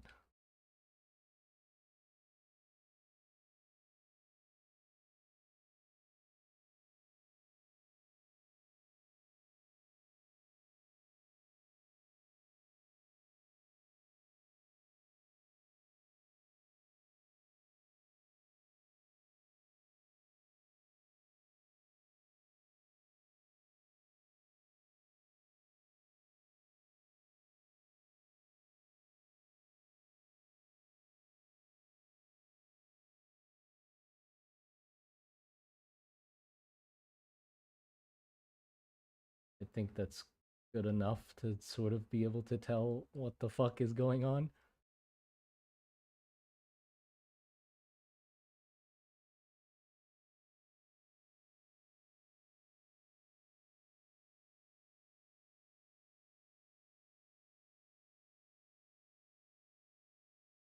Yeah, I think I'll add more noticeable cracks for sure, especially on the back. I think on the face I should avoid it so it doesn't make it too busy, but on the back it's enough blank space to definitely like add more breakage and wear and tear. So we can make the a lot more thingy. Okay, and then the bottom of the tier as well. Draw a rough, not that important to make it look nice. Enough to tell what the hell it is.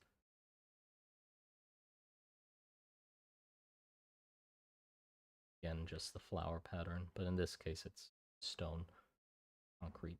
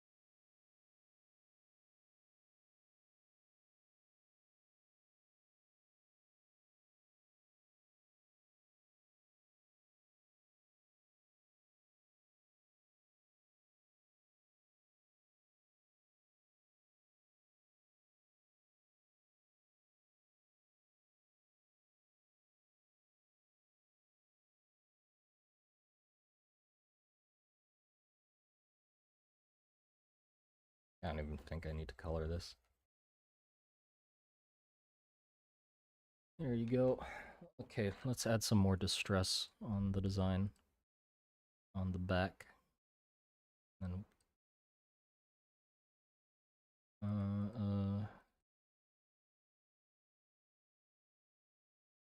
pull up the reference. That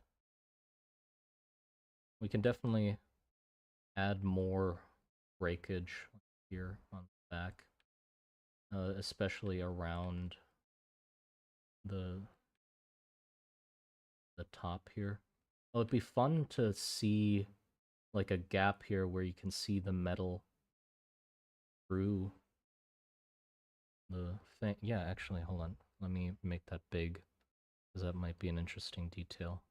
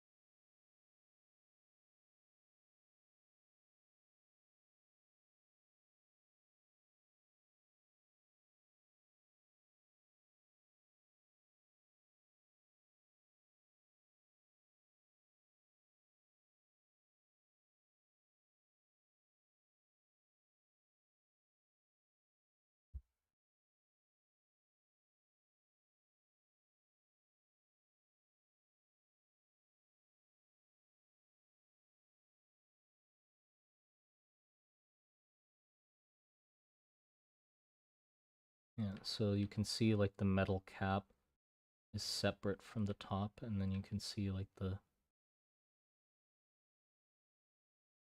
metal rod on the inside. I think that'd be neat. Okay, and definitely we can like put out some or cut out some large chunks here on the back, I'd say. For sure.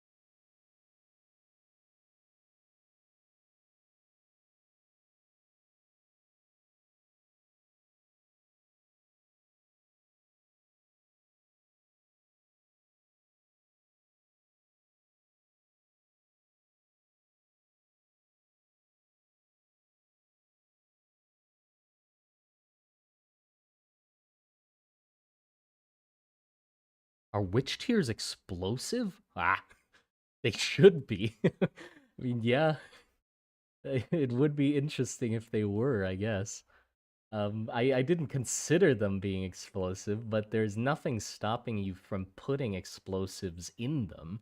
I mean, if your intent is to throw them at the enemy anyway, um, I guess, like, if it would cause more destruction, so just put a witch in there and also some TNT or some explosives and then just blow it up. Um, it would scatter the, witch a lot further, I guess.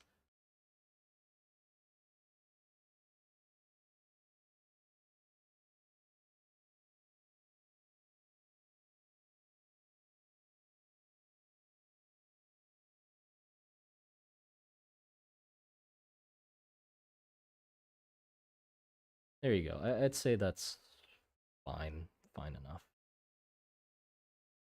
Add.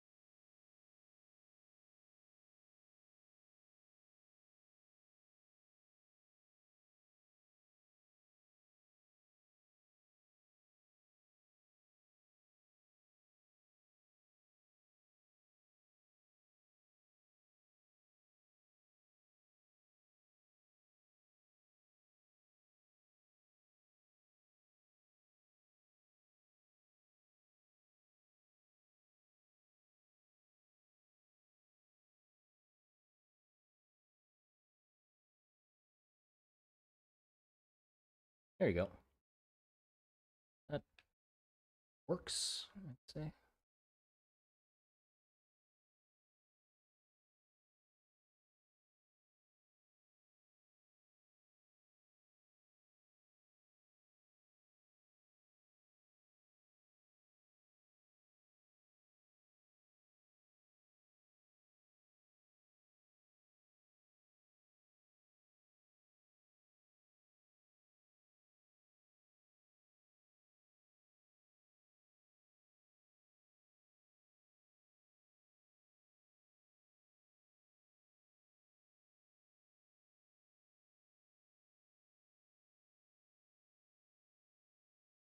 Yeah, it works. Good.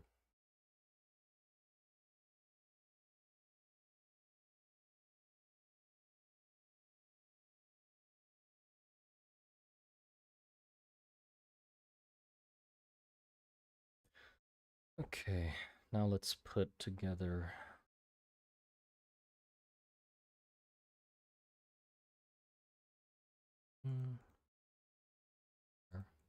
There. E. That. E. Chain.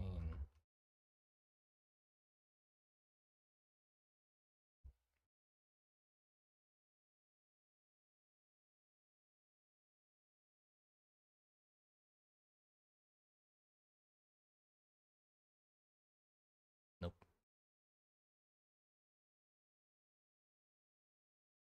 Let's turn it to the side. Painful. Fine, it fits. And then I'll put the concrete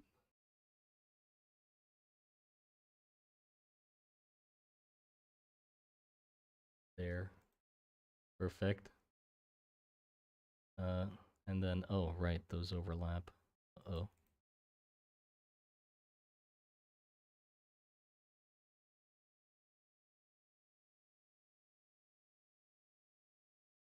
That, like, here, I guess. We can move the crown down. Or just make them smaller in general. A bit big. Where the fuck is that? Oh.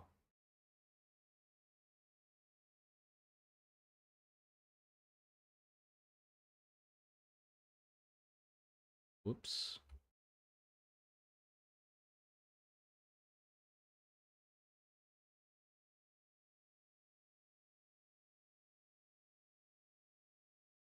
What the fuck going on? It's doing funky shit. Fine. Good enough. There you go. It's a complete mess, but it's good enough. It's fine enough to read, I think. Okay, and then brass, which doesn't have any, or maybe bronze. Bronze or brass? Bronze. Bronze.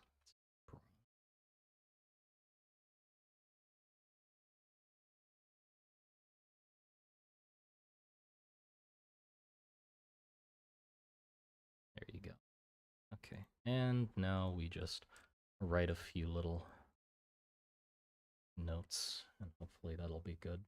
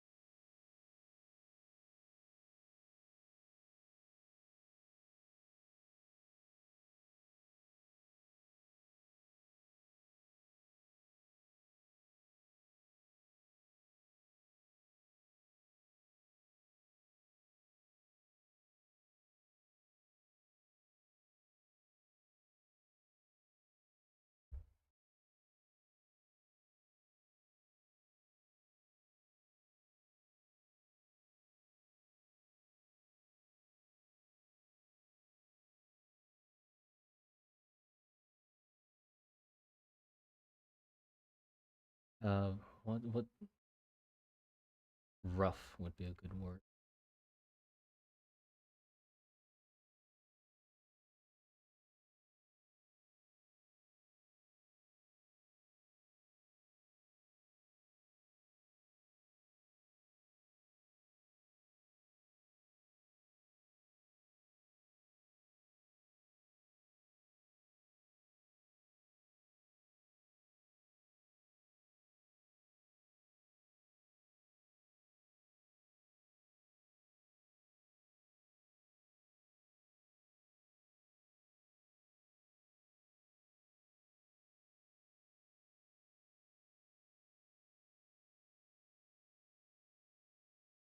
Oops.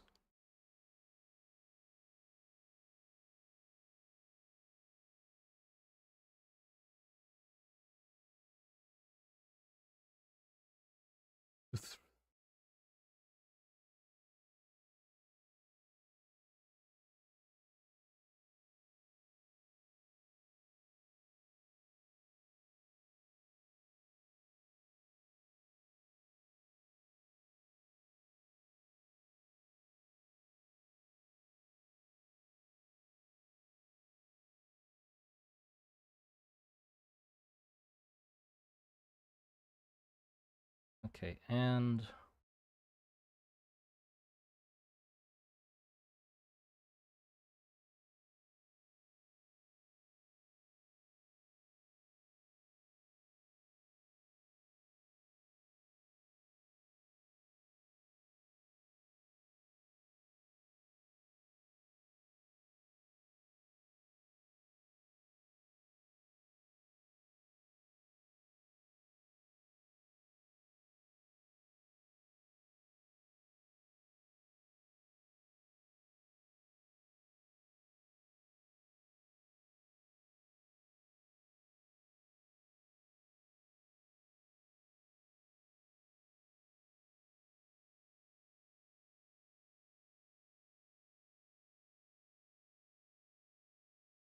okay, there you go. I think that's it, right? I think that's everything.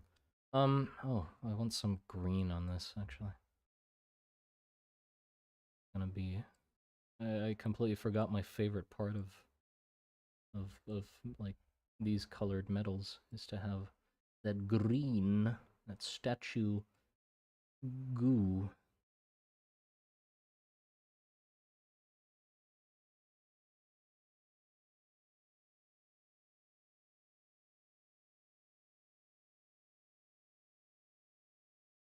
Yeah.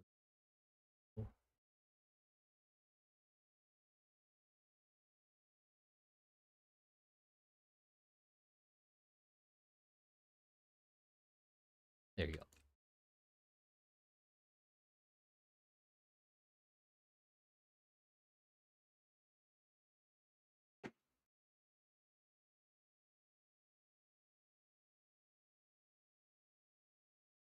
Okay, that's it. That's pretty much it. Hope that's enough to make a model out of it.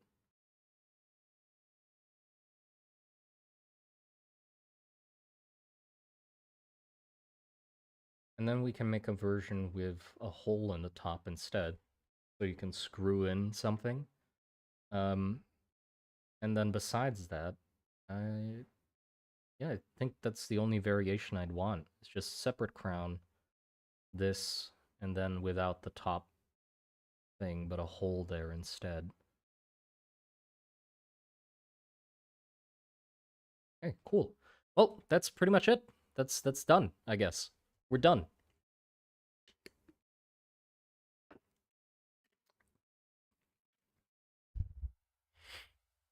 We need like a thing to turn into a miniature that's simple enough to not take too long. Not meaning the war dancer, because the war, well, but the war dancer is so cool. I want to redraw the war dancer like one more time, like one more time, because the face I think I could do better. The face I could do better. And God, all the bombs and shit on his belt. Is that not too much?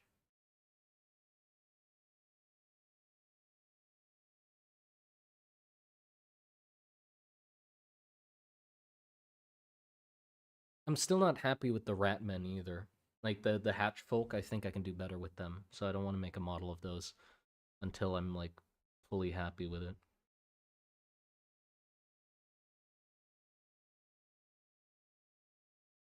I'm gonna need a full mechanized walking bishop model. Yeah, the bishop, I want to have a model of that too for sure. But is it too much to do it now? Like after this? It'd be a bombastic start, that's for fucking sure. Like, I mean, is it that detailed? It's shape-wise, it's a box, right? And it has like decorative elements all over, but they're like not that bad. There's like statues on the side, but I don't need to make those that detailed.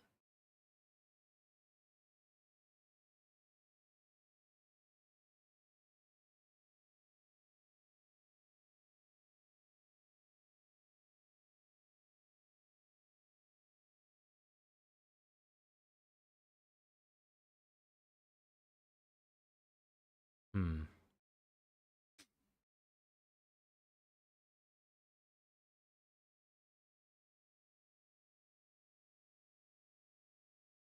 Ratcatcher model? Nah, too specific. That guy's too specific. Oh, maybe. I don't know. I'd have to redesign him.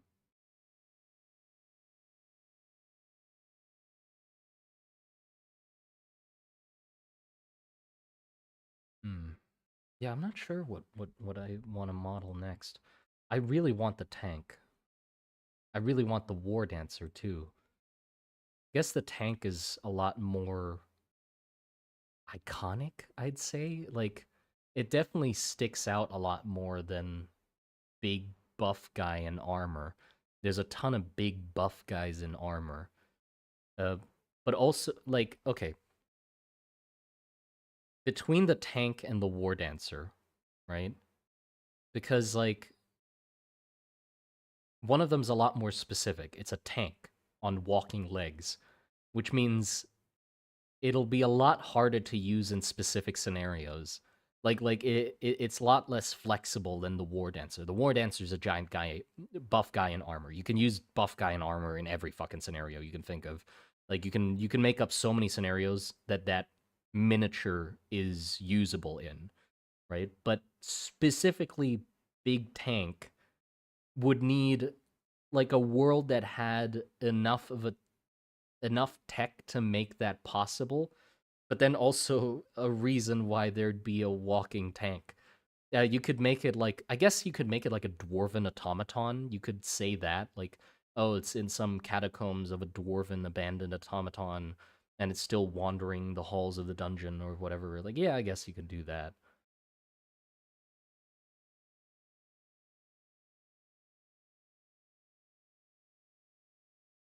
Mr. Garden, please listen. The witch tear should be made of limestone, which could function to be concrete, but it liquefies the body inside. Well, yeah, but I like concrete. I like concrete instead, because then the body stays whole, which is funner. It's more fun if the body stays whole, because then you can unearth them. Like, you can crack them open and see the witch inside. Big tank is harder to justify. Yeah, yeah. Hold on, let me look up my tank again. I've sort of forgotten what the hell that thing looks like.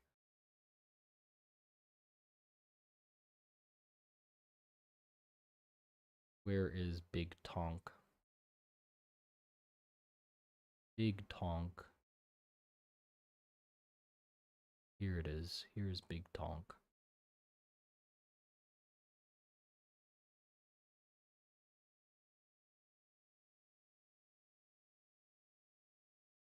Oh, that's a big file. Yeah, how bad would that be to complete? Not that bad, right?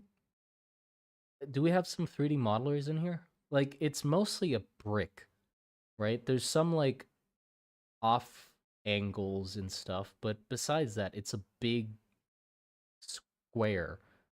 And the only details are, like, these side panels here. And, like, I, well, we'd have to make a whole damn mural for the front. But then, like, the front and side panels can all be like duplicated. We don't need them to be like all unique. Like the legs also, all the legs are the same, which makes up a large part of it. So like each leg is just finger design, finger.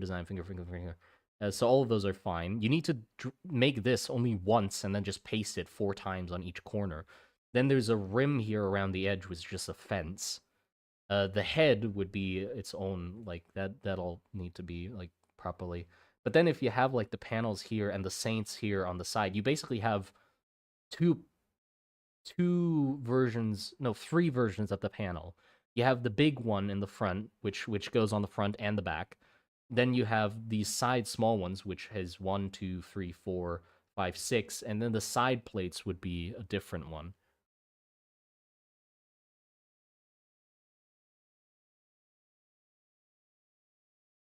It's a Greeble box. Yeah, it's basically just a Greeble box, which I think won't be that bad. Oh, I might want 3D modeler. What was the question? How bad would it be to model this? I don't think it'd be that bad. It's just a box with a lot of greebling on it, and a lot of the details repeat, so you don't really need to make a lot of new things. You need to make them once. But the thing is, the panels are not simple, or not that simple. So I guess that's where the tedium comes in, is that each of the elements that you get to repeat are still quite detailed.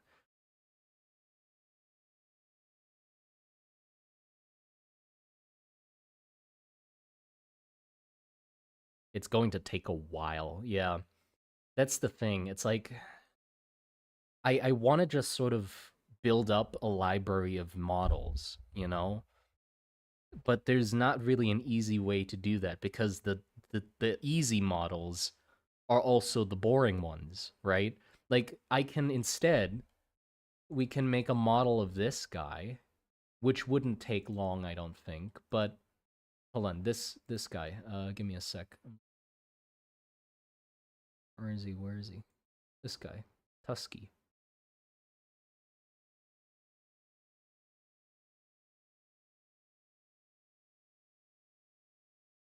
We can make a model of this guy, and it wouldn't take that long. I don't think it's just like an animal compared to the tank. It wouldn't take that long, right? But it also is just a boar, you know.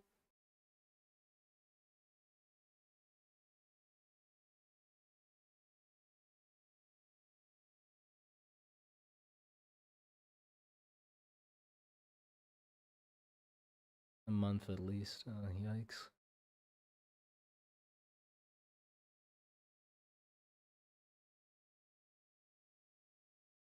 Yeah, like this guy wouldn't take long, but it's just a board. Like that's the downside. Is like the cool designs are also the complicated ones. Yeah,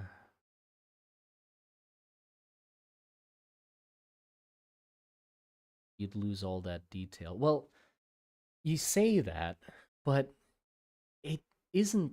The thing is pretty big. Like if we're actually gonna put it at a miniature scale, like if you're actually gonna make a miniature scale version of the tank, that's a miniature. So this thing's pretty big, which means like the sculpts here, like the decorations are almost as big as a miniature, right? So you need like at least an a, an all right amount of detail. Like definitely you wouldn't need these figures in the background could definitely just be like silhouettes and stuff. Like you definitely need to model this a fair bit to like be able to tell apart different elements.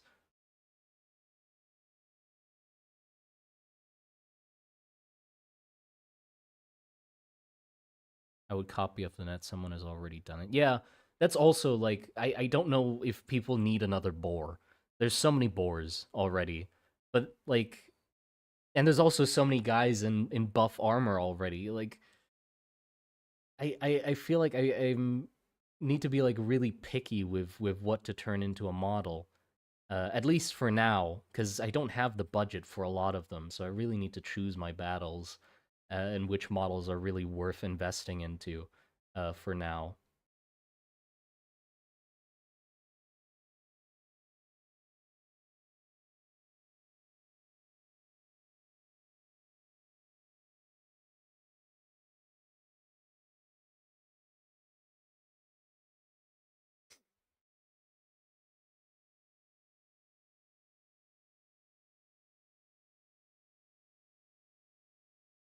Can't you just take a band W of your etching and use a modifier to do an embossing on the panel? Well, how does that work?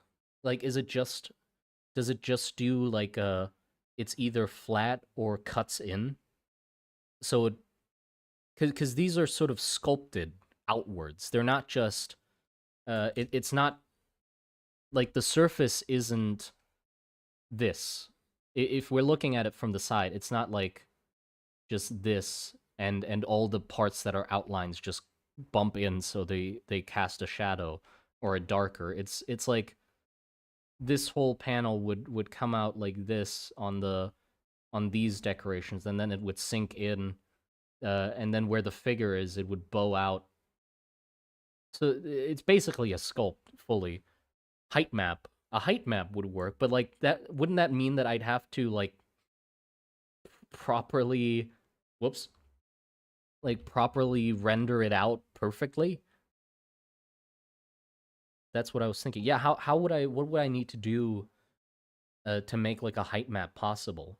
Because then that would remove a lot of tedium from the sculptor. Because literally all the decorative elements are flat and just pasted onto the shape. So so if that was possible, it'd be perfect. It would look like it melted.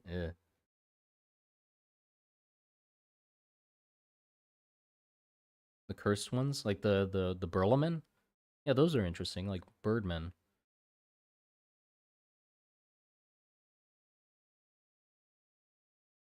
which in and of itself is more work. Well, yeah, but it's less work for the people I'm hiring.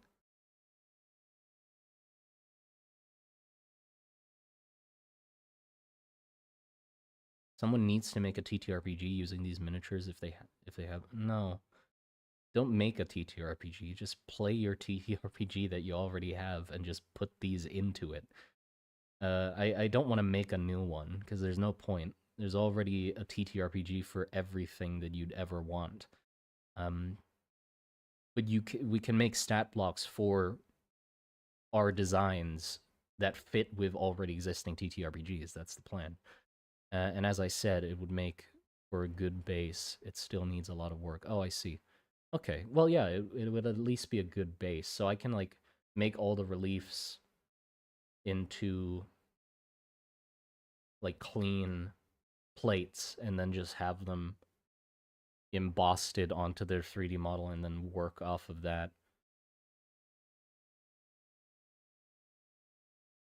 What if we make a TTRPG inside our TTRPG using these for a new TTRPG? What the what?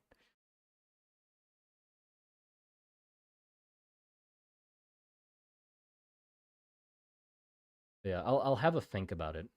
Let's get this done first, and I'm gonna work on the video talking about like the future of Rest and Trenches, and then we can think about what to turn into a model next. In any case, even if we can't decide on it, we can literally just make a new design and make that into a model instead. If we come up with a design that's worth making into a model. I really want to do the Loom Bear as well, but Jesus, that thing's like I designed that thing to be the most impossible thing to 3D model. Or not 3D model, to 3D print. Like you can model it, sure, but it has so many like angles and little bits and pieces that it would be a nightmare to print. obviously you'll simplify it to make it into a miniature. You'd connect pieces, fuse them together so they're like more solid and thicken up limbs and stuff. But still, it's like a really finagly model.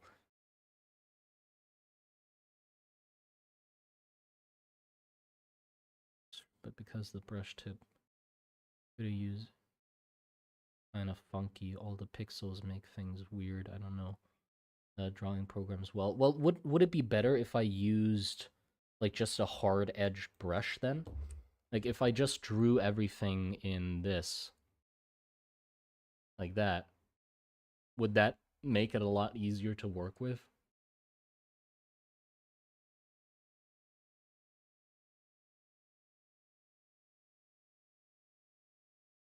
Loom Bear is just a Bionicle. I mean, yeah, it really is. Um, these as earrings would be sick. I mean, yeah, go ahead. Okay, well, I think that's enough for the stream.